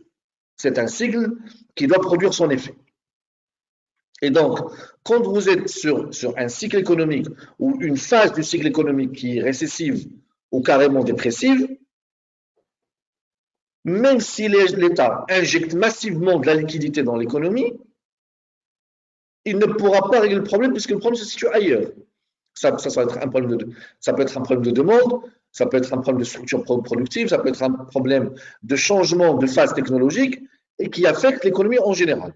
Et donc, le premier facteur que nous rencontrons et qui explique ces défaillances d'entreprise, c'est le bas du cycle économique.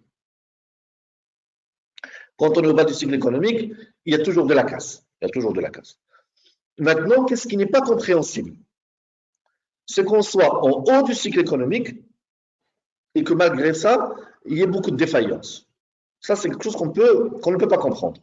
Et là interviennent les réflexes mauvais payeurs. Et donc, les réflexes mauvais payeurs sont des réflexes qui sont dus soit à l'État et à ses émanations, soit au secteur privé.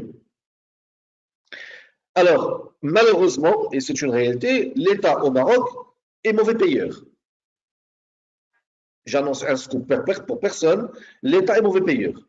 Alors, il est mauvais payeur, non pas parce qu'il y a des problèmes de trésorerie, et ça, on a vu ça dans les phases de creux du cycle, effectivement, on parle des comptes de trésorerie, mais nous avons des réflexes de corruption, nous avons des réflexes de bureaucratie qui sont lourds et qui font que les circuits de paiement peuvent s'allonger jusqu'à asphyxier beaucoup d'entreprises.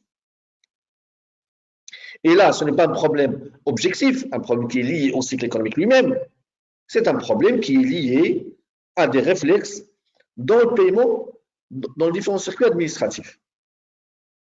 Ou parfois, il faut, voilà, vous savez ce que je veux dire, enfin voilà, si vous voulez avoir votre règlement. Et là, on le voit à plusieurs reprises, quand ce n'est pas un problème carrément de passation de marché public. Et d'ailleurs, je viens de lire un article tout à l'heure sur le numéro vert où on a pu mettre la main sur 140 ou 100 agents publics qui, eux, demandaient des pots de vin pour diverses raisons. Donc, vous avez ces réflexes de mauvais payeurs au sein de l'administration. Maintenant, au niveau du secteur privé, même si la problématique de corruption et de lourdeur ne se pose pas dans les mêmes termes que pour l'État, mais vous avez un autre réflexe. C'est le réflexe du rapport de force. Vous avez une grande entreprise, un gros donneur d'ordre, qui va se situer dans un rapport de force qui lui est favorable et qui va imposer aux TPE et aux PME des délais de paiement qui sont parfois exagérés. On parle de 90 jours et de 120 jours. Alors, si nous étions dans une économie où les taux sont de l'ordre de 5, 6, 7, 8%, on peut comprendre que ces entreprises gardent cette trésorerie pour la placer. Mais quand nous sommes sur des taux de 2 ou de 2,5%,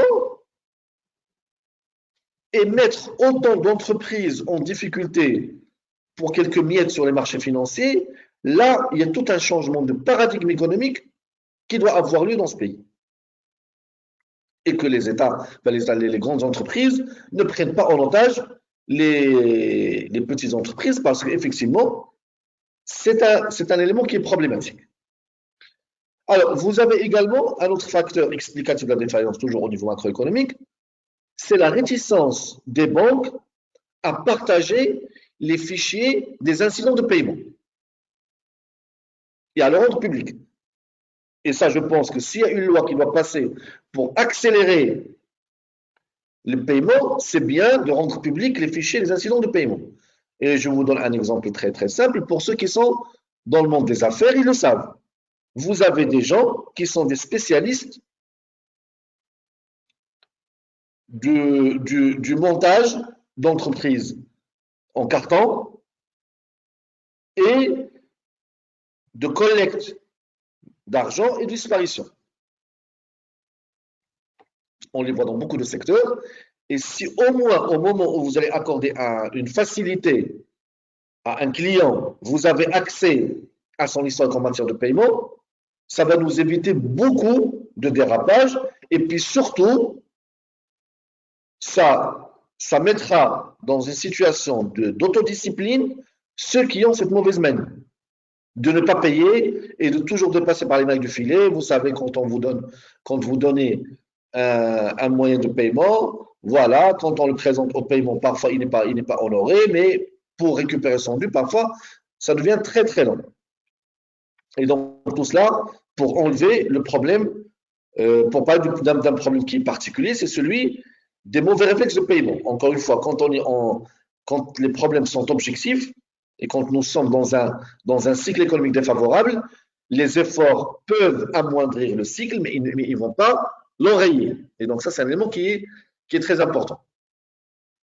Et je voudrais juste demander à la régie s'ils peuvent projeter un graphique. Voilà. Alors, ça, on va voir l'impact de la politique monétaire également sur les défaillances d'entreprises. Alors, on pourrait penser qu'une baisse des taux directeurs devant se traduire par une baisse des taux de crédit serait favorable aux entreprises parce qu'elles vont avoir un financement moins cher. Or, qu'est-ce que nous observons? Que c'est l'effet inverse qui s'est produit au Maroc.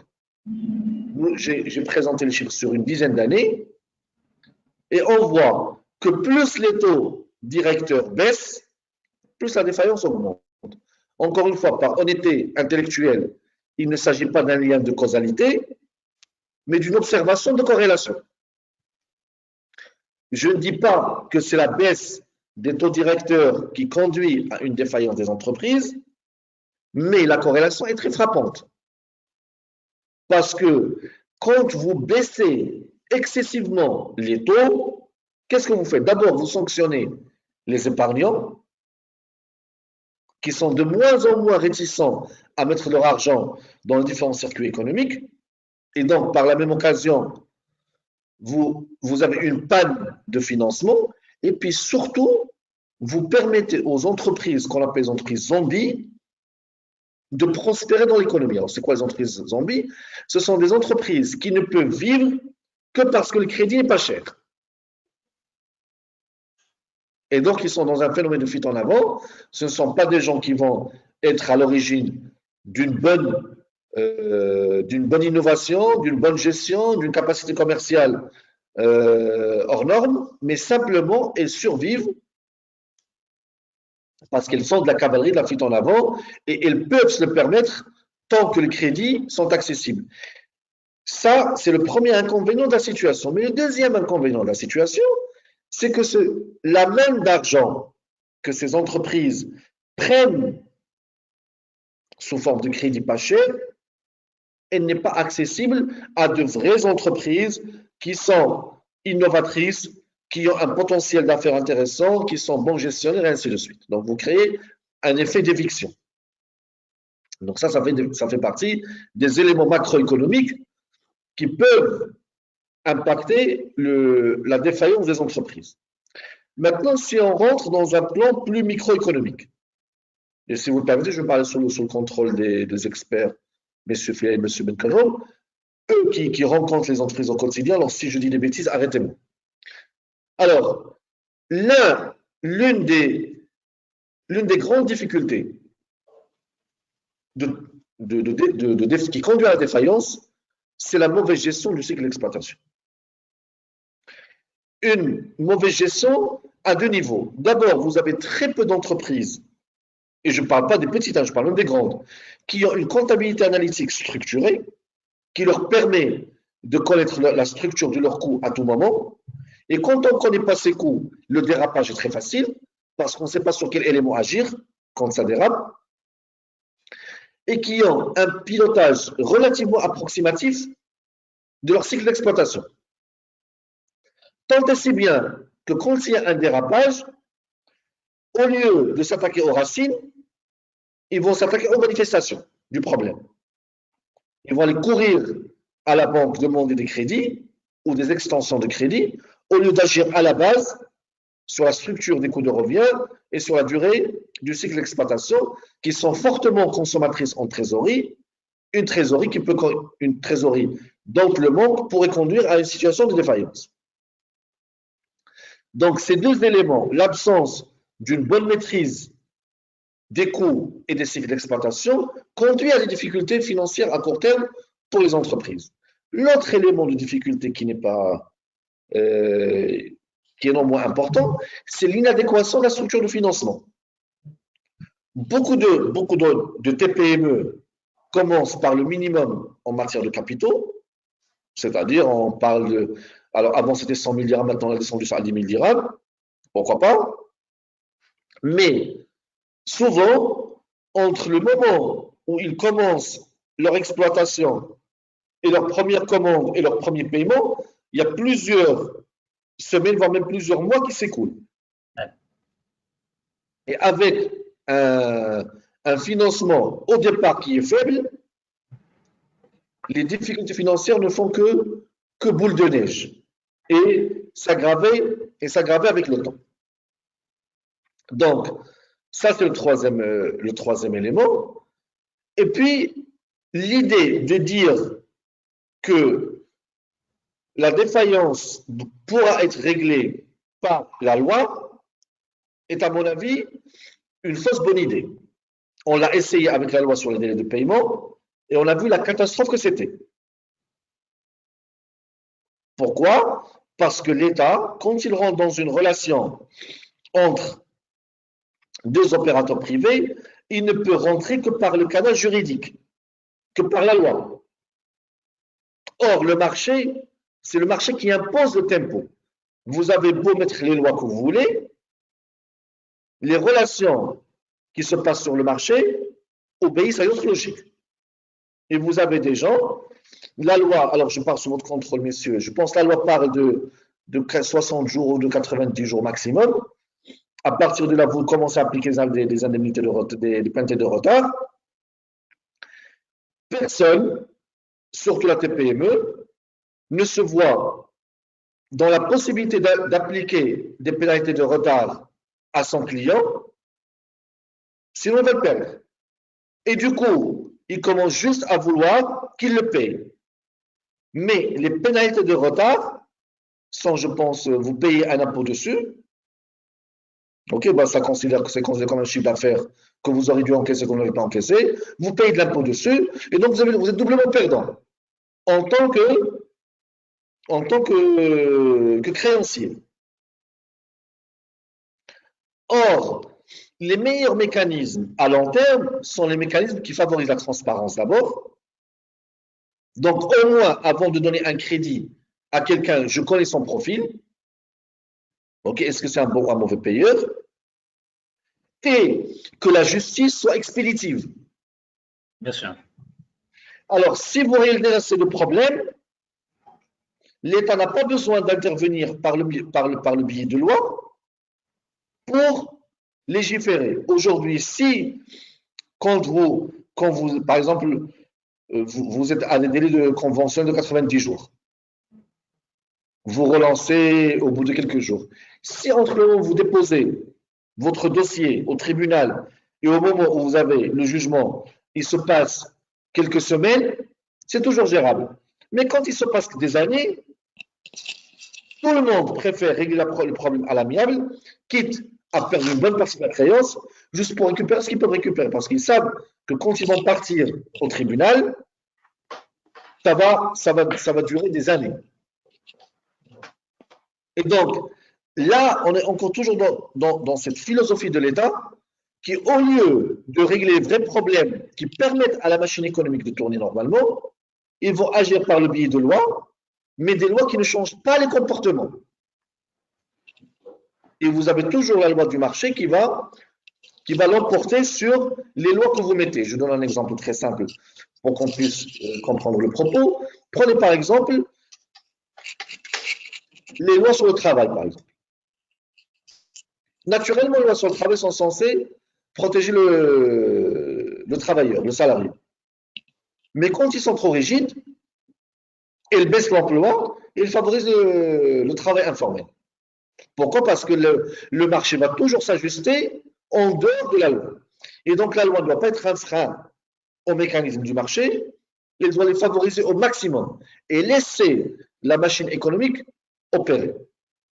Maintenant, je vais dire deux mots, si vous le permettez, sur 2022. Alors, je pense que 2022… Il y a des bonnes nouvelles, hein? Pardon? Il y a des bonnes nouvelles ou pas pour 2022? Alors, non, a priori, il y a de bonnes nouvelles. A priori, il y a de bonnes nouvelles parce que nous sommes sur une phase de reprise économique. Maintenant, ce ne sont pas ça les ambitions du Maroc. Et on en convient. L'ambition du Maroc n'est pas de rattraper le niveau de production de 2019. Ok. Parce que cette année, on va faire une croissance de l'ordre de 2%, 1 à 2%, par rapport à 2019. Ok. Si on prend le chiffre de 2019, on va faire 1 à 2% par rapport à 2019. Bien sûr. C'est pas ça. C'est pas ça l'ambition du Maroc. Alors, si on veut être un pays émergent, et je pense que tout à l'heure, c'est Sefi Lali qui a parlé d'un taux de croissance de 6 à 7%, ce sont ça les nouvelles ambitions du Maroc. C'est ça la nouvelle frontière du Maroc. Ce n'est pas avoir une bonne nouvelle pour 2022, un bon taux de croissance et on rafistole tous les éléments sans pouvoir enclencher la rupture, mais on veut avoir des politiques économiques audacieuses qui portent le Maroc d'un couloir de croissance à un autre couloir de croissance. Il faut qu'on sorte du couloir de 3 à 3,5% pour arriver à des couloirs de 4,5 à 5% pour aller pour plus tard atteindre les 7%. Alors nous avons les bons fondamentaux, mais il y a beaucoup de réformes sérieuses qui tardent à venir et ce sont ces réformes qui vont donner au marque son véritable envol économique. Merci beaucoup, Nabil Adel. Je rappelle que vous êtes directeur du groupe de recherche en géopolitique et géoéconomie, consultant pour le gouvernement. Il y a beaucoup de questions. Et enseignant. Et enseignant, effectivement, économiste.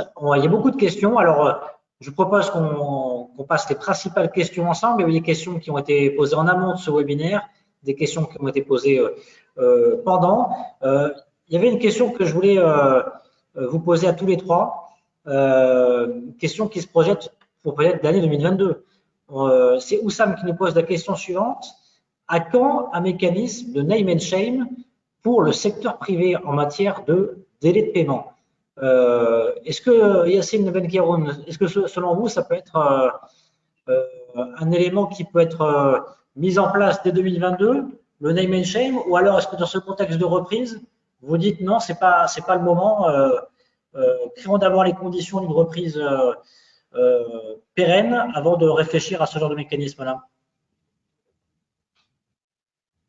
Alors, il y a votre son qui n'est pas activé, Yassine Benkeroun.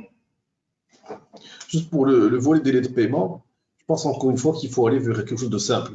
Créer un modèle simple où les taux ne soient pas excessifs, parce que si on commence à être dans les 10, dans les 15%, etc., si les montants sont significatifs, je pense que ça va être compliqué. Mais pensez à quelque chose de simple et qui permette quelque part, je pense qu'il faudrait faire en sorte qu'on ne puisse pas arriver à cela. Quel est l'incentive? Je pense qu'il faut se benchmarker avec l'international, de se dire comment aujourd'hui je peux systématiser le paiement qui se fait à 30 jours fin de mois, 60 jours fin de mois. C'est un peu dommage de le dire, mais quand on voit par exemple les entreprises à l'étranger, elles ont eu désormais ce réflexe de dire mes paiements, je les programme dans mon logiciel pour faire mes paiements à 30 jours, 60 jours, etc. Maintenant, c'est vrai que c'est une culture. Le faire en une année, ça va être compliqué parce que c'est vrai que c'est une culture, c'est une façon de travailler, c'est un tempérament, c'est une envie de ne pas. C'est aussi la façon de se dire ce qui ne m'appartient pas, etc. C'est aussi ce que disait tout à l'heure Ciel, j'aime bien la corrélation entre les taux débiteurs et les défaillants. C'est vrai que c'est une remarque intéressante, moi, à laquelle je n'ai jamais fait attention, mais c'est vrai que c'est une bonne réflexion. Et je me permets une petite digression sur ce que disait Ciel à l'instant. Et moi, je me permets d'en parler en tant que professionnel sur le terrain. Mais je pense qu'aujourd'hui, en 2021, normalement, nous n'aurions pas dû sentir la crise Covid. Ce que je suis en train de dire est assez choquant. Mais pourquoi? Si je prends le secteur de l'immobilier, par exemple, c'est un secteur où je maîtrise à la fois l'offre et la demande. Si je vois la pyramide des âges de la population marocaine, normalement, de 2010 jusqu'à peut-être 2024, j'aurais dû avoir le boom immobilier. Et j'aurais dû avoir 2-3 points de PIB par an, j'allais dire, de façon très, très aisée. Mais à un moment donné, l'État régulateur n'a pas joué son rôle de régulateur, de créer des cités, entre guillemets, aménagées qui permettent de créer une mixité sociale, qui fassent de l'aménagement urbain, qui créent une offre corrélée avec de la demande, etc. Donc c'est vraiment tout un écosystème qu'on a raté quelque part, qui fait que, me semble-t-il, on a raté 2-3 points de PIB par an. Et je reviens tout à l'heure aussi sur un point. Aujourd'hui, ce qu'on voit, nous, par exemple, chez certains promoteurs immobiliers, qui ont acheté, par exemple, je prends des cas qui ont acheté des terrains en 2011. 2011, quand j'achète un terrain en tant que promoteur, je le mets dans mon stock, c'est un stock immobilier. Et quand je commence à le financer, je commence à mettre de l'intérêt sur mon stock, et je commence à renchérir ce stock. Et quand je n'arrive pas à vendre, c'est les intérêts qui courent, et ce stock devient à un moment donné, il se renchérit jusqu'à devenir invendable.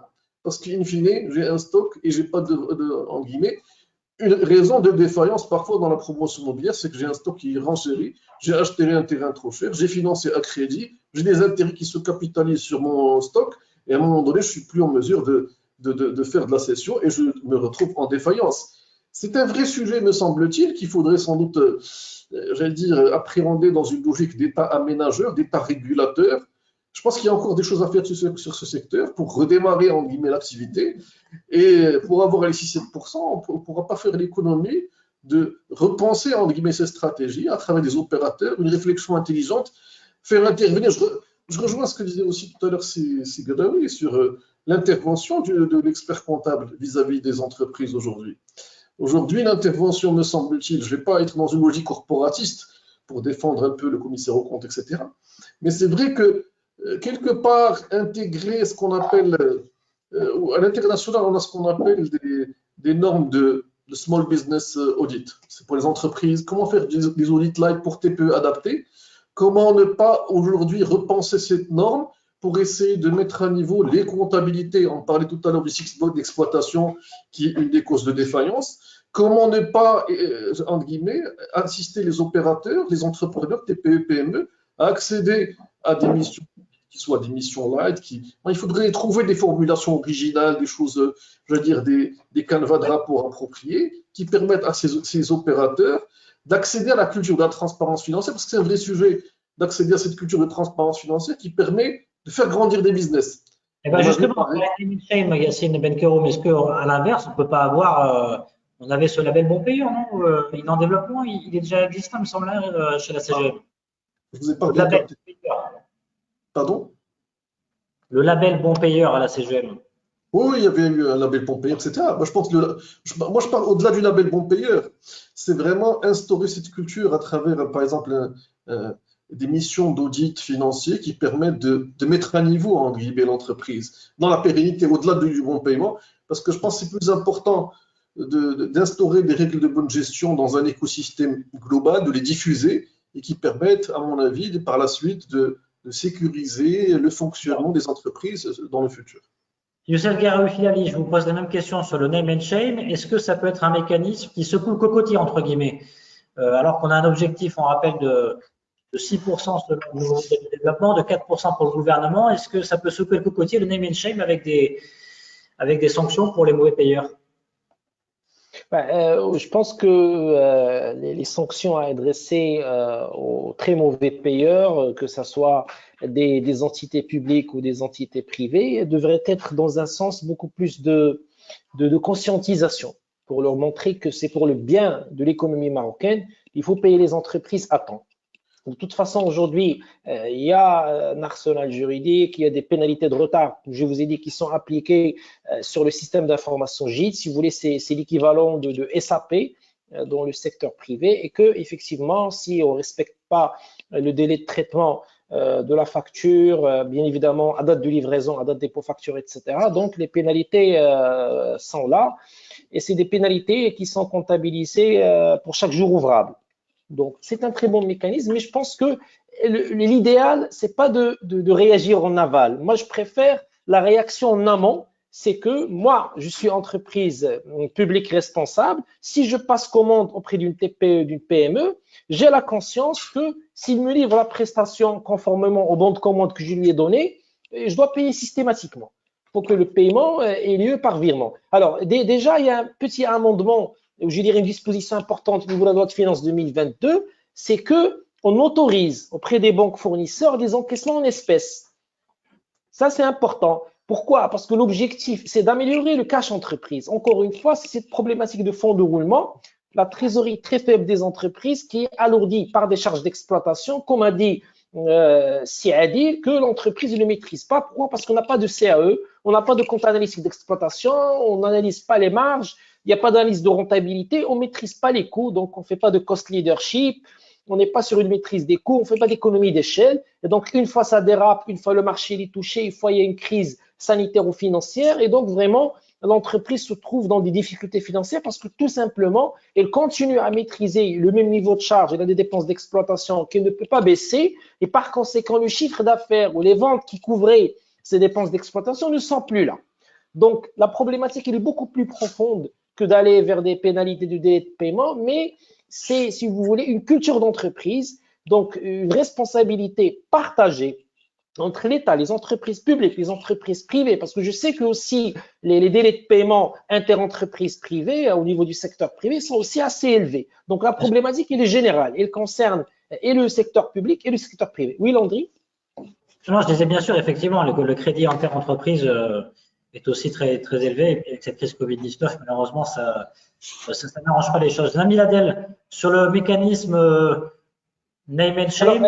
Landry, est-ce que je peux rajouter quelque chose? Un point très important qui a été évoqué tout à l'heure concernant la partie recouvrement. Effectivement. Oui. Donc, je l'ai pratiqué et en côtoyant des entreprises, la majorité des entrepreneurs préfèrent entamer des processus de recouvrement à l'amiable. Ça traîne, ils sont capables de donner des rabais, des remises, ils font tout, les mains et les pieds, pour rester sur le recouvrement amiable. Et que quand on fait le processus de recouvrement judiciaire, malheureusement, on a une justice qui est assez lente. Donc, au niveau du tribunal compétent, par exemple, de commerce, l'affaire peut traîner des mois, un an, etc.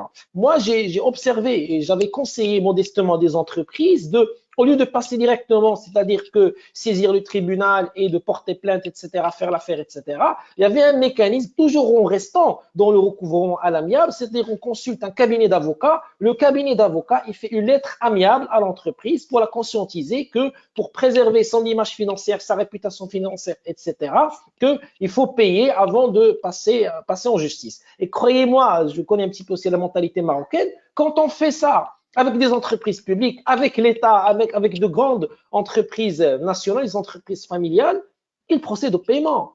Parce qu'ils savent très bien que si leur réputation financière sera touchée, s'il y aurait des articles de presse, on va dire que cette entreprise n'est pas sérieuse, ne paye pas, etc., etc., c'est pas bien pour l'entreprise. Donc, c'est un petit peu malheureux de voir ça. Il faut un petit peu aller vers du préjudiciaire pour que la pauvre TPE ou la PME marocaine se fasse payer. Mais par conséquent, pour aussi être juste, il y a des obligations à respecter par la TPE. Quand on passe une commande, on exige une certaine qualité. Il faut faire le maximum pour donner la qualité. Parce que pour certains cas, les grandes entreprises, les moyennes entreprises ne sont pas satisfaits de la prestation et ne payent pas. Ça aussi, c'est une erreur. Je pense que l'idéal, c'est qu'il y ait une concertation, d'accord, pour essayer d'améliorer la prestation, peut-être même un petit peu revoir le prix en fonction de la qualité livrée, mais l'essentiel, au bout de la chaîne, il faut payer l'entreprise marocaine. Voilà. Merci Landry. Nabil Adel, name and shame, est-ce que c'est une bonne idée pour secouer le cocotier? Et est-ce que selon vous, la fiscalité, ça peut être un instrument également pour peut-être… Non, je ne pense pas. Non, je ne pense pas. Moi, je préfère laisser l'État en dehors de tout ça. L'entreprise marocaine a suffisamment de problèmes pour que l'État ne vienne pas les aggraver. Parce que si l'État intervient, déjà que l'État commence par mettre de l'ordre dans ses propres instances, si l'État paie à temps, c'est une grande bouffée d'oxygène pour tout le monde. Donc, ça ne sert à rien que l'État vienne de donner des leçons alors que lui-même a du ménage à faire. Maintenant, le name and shame, encore une fois, il faut savoir de quoi on parle. Quand on est au bas du cycle économique, c'est pas que les entreprises ne veulent pas payer et ne peuvent pas payer. Et donc, ça, vous avez des délais qui s'allongent pour tout le monde. Maintenant, le name and shame sert pour les entreprises qui ne veulent pas payer. Okay. Et donc, c'est ça son intérêt. Et souvent, je parle essentiellement du secteur privé, la TPME se retrouve dans des rapports de force défavorables. Voilà, il a des charges, il veut juste avoir des commandes pour faire tourner son entreprise, et donc il accepte des conditions de paiement qui sont déraisonnables. Mais là n'est pas le problème. C'est que même au terme de ces délais de paiement qui sont souvent excessivement longs, et il ne se fait pas payer. Et c'est à ça que sert le name and shame. C'est pour dire attention, c'est une entreprise qui ne paye pas. Et avant de rentrer en contact commercial avec elle, ou bien avant de lui donner des facilités, vous savez à quoi vous en tenir. Si des entreprises se permettent aujourd'hui d'avoir un mauvais comportement en matière de paiement, c'est qu'elles le peuvent. Et elles abusent d'une certaine situation. À partir du moment où elles commenceront à voir le retour de la manivelle sur leur réputation et ultérieurement sur leur positionnement sur le marché, parce que les gens ne voudront plus travailler avec elles, là, elle sera forcée au moins de respecter ces délais. Et je voudrais aujourd'hui parler d'un secteur en particulier et dont dépendrait une bonne partie de la respiration en trésorerie de beaucoup d'entreprises. c'est le secteur des grandes et moyennes surfaces. Alors, les grandes et moyennes surfaces commencent à concentrer de plus en plus de flux de distribution, mais ce qu'elles imposent à leurs fournisseurs, c'est du déraisonnable. Sachant qu'elles seront payées immédiatement. S'il peut y avoir un parc national où les grands donneurs d'ordre, comme les grandes surfaces, comme les grandes entreprises, comme à partir d'une certaine taille, qu'elles se disent à partir d'une certaine taille du chiffre d'affaires, de la TPME, on paye au bout de 30 jours, par exemple. Qui est un pacte national sur lequel s'engagent ces grandes entreprises dans un élan de patriotisme. Croyez-moi, ça va régler une bonne partie du problème. Mais aujourd'hui, vous avez des entreprises qui veulent faire des bonus de trésorerie sur le dos d'une TPME pour laquelle cette facture est une question de survie. Et donc, nous sommes sur un rapport complètement déséquilibré. Vous avez quelqu'un qui va vous garder votre argent pendant 10, 15, 20 jours pour le placer à 2%, voire même à moins. Et vous êtes pris à la gorge parce que vous devez payer des salaires, des fournisseurs et des charges. Oui. Donc, il faut qu'on ait vers un pacte national de ce type. Merci beaucoup, Nabil Adel. Bon, on a eu beaucoup d'idées qu'on fusionnait. Il y a encore beaucoup de questions. Je voudrais en poser une toute dernière peut-être à vous trois. Alors, peut-être une question à laquelle saura répondre Yassine Benkeroum. C'est une question de Fatima, si je ne me trompe pas. Je suis en train de la rechercher. Voilà, elle nous parlait, elle nous disait, oui, quels sont les principaux indicateurs de la défaillance d'entreprise et elle citait un faux risque, notamment elle disait le recours à la procédure de sauvegarde est encore timide. On en parlait tout à l'heure. Comment, selon vous, on peut expliquer cette réticence à cette procédure de sauvegarde encore aujourd'hui? Maintenant, moi, je pense qu'il y a déjà, pour la défaillance, c'est-à-dire comment définir déjà la cessation de paiement. Il y a une définition qui est comptable, c'est la définition de dire, c'est une entreprise qui, avec son actif disponible, n'arrive pas à faire face à son passif exigible. Je suis dans mon bilan, et donc à partir du moment où j'ai un actif disponible qui ne me permet plus de faire face à mon passif exigible, exemple, je n'ai plus de trésorerie, je ne vais pas rentrer dans le détail, mais il y a un bilan actif-passif, il y a une organisation de l'actif en liquidité croissante, du passif en exigibilité croissante. Et donc c'est pour ça que l'intérêt d'avoir une comptabilité qui soit bien faite me permet de maîtriser ces agrès, de dire demain comment je vais compartimenter mon financement, comment je vais faire ceci, cela, etc. Et donc travailler ma stratégie. Et donc sur la procédure de sauvegarde, pourquoi les gens sont réticents à y aller? Ça dépend des cas. Ça dépend des cas parce qu'il me semble que dans certains cas, il y a au contraire des gens qui, lorsqu'ils donnent des cautions personnelles, etc., ont plutôt intérêt à partir de la sauvegarde pour suspendre, entre guillemets, des cautions qui sont données, etc. Donc c'est vraiment au cas par cas, il n'y a pas une logique. D'un entrepreneur aussi qui part en sauvegarde, c'est aussi rentrer dans les méandres de process judiciaires qui sont compliqués, qui peuvent être longs, qui sont particuliers à gérer en réalité. Maintenant, encore une fois, moi je pense qu'on ne pourra pas faire l'économie demain de faire un benchmark avec ce qui se fait ailleurs et de dire, on a eu une réflexion, vous savez, l'arbitrage, on en parlait depuis quelques temps au Maroc sur l'arbitrage, etc. Maintenant, je pense on est encore sur un début de réflexion, de mise en place de ces choses-là.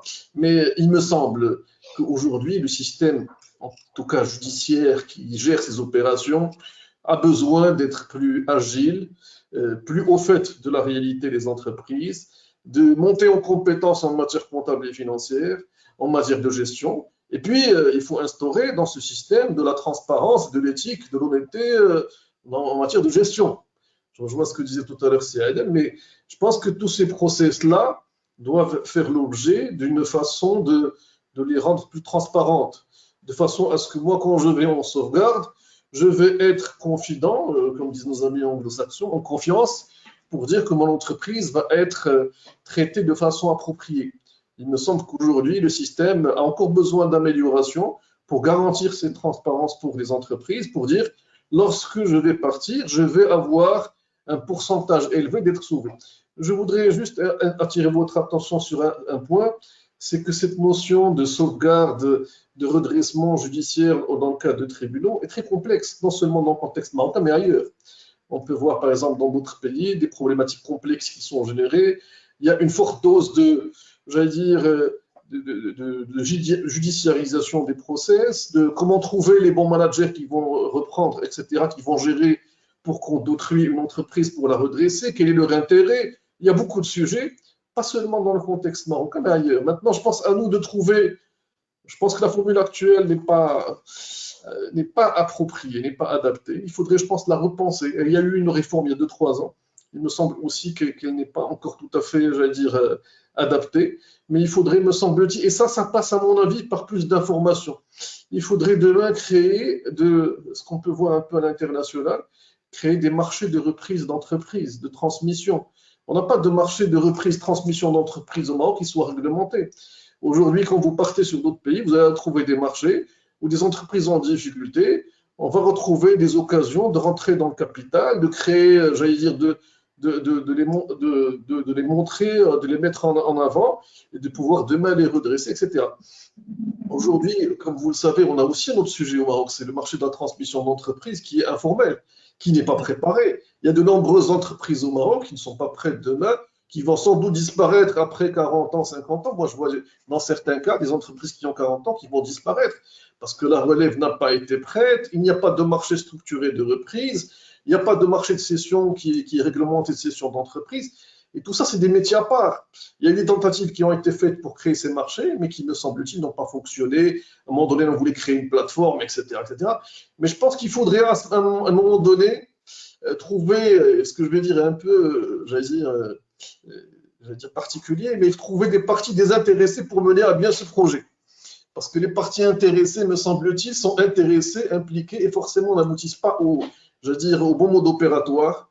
Il faut trouver des parties désintéressées qui ont une vision du temps long, pas la vision sur une de transaction, un de deal et prendre la plus-value, mais trouver des régulateurs opérateurs qui sont dans une logique de temps long, qui sont sur 20 ans, sur 30 ans, qui se disent dans 30 ans, voilà la vision transmission qu'on veut avoir, etc. Je pense que c'est mon modeste point de vue sur ce point. Merci Yacine Benkeroun. Une toute dernière question, ça sera pour Youssef Garoui-Filali. C'est Adam qui nous la pose et qui nous pose une question toute simple, alors simple et à la fois complexe. Il nous dit est-ce que la région peut davantage sensibiliser les TPE, PME sur finalement la question de la prévoyance de trésorerie? Youssef Garoui-Filali. Bien sûr, bon, déjà la région, de par la Constitution, de par les textes organiques sur la région comme une collectivité territoriale, elle a un rôle de prééminence, de domination. Donc le conseil régional aujourd'hui, il joue un rôle prépondérant, d'accord, les régions, etc. Les 12 régions du royaume, ils sont catalyseurs de l'écosystème entrepreneurial, de l'écosystème productif. Et j'observe quelques conventions, par exemple cadres, qui sont signées entre le conseil régional, d'investissement, pour le développement de projets locaux, bien évidemment, en faisant appel à des champions nationaux, à des entreprises publiques, etc. Donc, on est sur des triple P, des partenariats publics-privés, et l'objectif, bien évidemment, c'est de créer de la richesse locale, etc. La région, aujourd'hui, elle joue un rôle prépondérant. Et donc, je remercie le participant pour cette question très importante parce que si on va fonctionner avec cette approche région, déjà, on va s'inscrire dans le projet de régionalisation avancée qui fait partie du Nouveau Maroc, du modèle de développement et qui est inspiré de modèles à l'international qui sont très réussis. Je prends le modèle des Länder, la Fédération d'Allemagne, etc., où les régions jouent un rôle prépondérant. On a même des gouvernements et des parlements régionaux. Donc vraiment, la région, elle a une certaine indépendance économique, bien évidemment, mais elle doit agir dans un cadre fédéral, dans un cadre global, dans le cadre du respect de la réglementation en vigueur du Royaume du Maroc. Mais si on va fonctionner avec une approche régionale, ça va être très important, mais il va falloir faire attention à une chose extrêmement importante. Aujourd'hui, nous n'avons pas une équité en termes de répartition des richesses au niveau des régions. Donc, il n'y a pas cette équité régionale et je pense que le travail à faire dans le cadre du nouveau modèle de développement, une répartition équitable des richesses naturelles, répartition équitable aussi des ressources et bien évidemment la création d'écosystèmes industriels, le développement de l'entrepreneuriat ne devrait plus être concentré entre les régions de Rabat, Casablanca. Donc, nous, tous ensemble, on le sait, quand on bouge, quand on fait des activités, c'est principalement entre ces deux régions. Bon, des fois, c'est vrai, on fait un peu la région Marrakech, on fait la région Tanger, mais il n'y a pas que ça. Il y a le Tefilel, il y a Agadir, il y a d'autres régions aujourd'hui au Maroc qui ont vraiment besoin de nous. Il faut qu'on lui dise en toute sincérité. Nous aussi, il faut qu'on soit plus actifs, il faut qu'on se déplace, etc. Mais c'est lié à la crise sanitaire, donc on espère qu'il y aurait plus de barrières, etc. Mais je pense qu'au niveau des régions, le rôle à jouer aussi par les centres régionaux d'investissement, le rôle de mettre à disposition l'information pour l'élu local, pour le citoyen local, à travers, par exemple, le Haut Commissariat au plan. J'attends avec impatience la réforme. Les directions régionales doivent jouer un rôle prépondérant parce que sans statistiques précises, on ne va pas comprendre la philosophie de la consommation, ce que veut le consommateur local, parce que toute l'économie locale se fera autour de ce qu'il y a au local. Si on ne va pas comprendre ses attentes, ses besoins, etc., on va créer des business et il n'y aurait pas de la vente.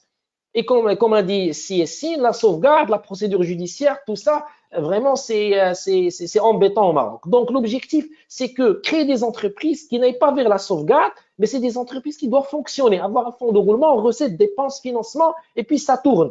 Et ça, c'est extrêmement important. Et la région, elle peut jouer un rôle de catalyseur, elle peut jouer un rôle très important pour, en quelque sorte, animer toute une culture entrepreneuriale au niveau de la région. Voilà. Merci beaucoup, Youssef Garoui Filali. 19h15 pile, on a terminé pile poil à l'heure. On a eu beaucoup d'éléments clés de réflexion et d'idées précises pour tenter d'améliorer la situation des entreprises marocaines. Merci beaucoup à nos participants. Merci beaucoup, Yassine Benkeroum. Merci à toi, Benoît. C'est un plaisir de vous avoir ce soir pour ce webinaire de la Chambre britannique. Je rappelle que vous êtes expert comptable, commissaire aux comptes, responsable de la commission fiscale à la CGM de Rabat Sadek Nitra. Merci également à Nabil Adel de nous avoir accompagnés. Merci pour l'invitation, merci pour l'invitation. Et au plaisir, à très bientôt, directeur du groupe de recherche en géopolitique et géoéconomie de l'ESCA, consultant pour le gouvernement. Vous êtes également enseignant. Et puis merci, Youssef Garoui Filali, président du Centre marocain de la gouvernance et du management. À très bientôt pour un prochain webinaire. Très bonne soirée à tous. Très bonne soirée. Merci. Au revoir. Merci. Au revoir, CSI. Au revoir, Cyril. À très bientôt. Bonne soirée. Au revoir.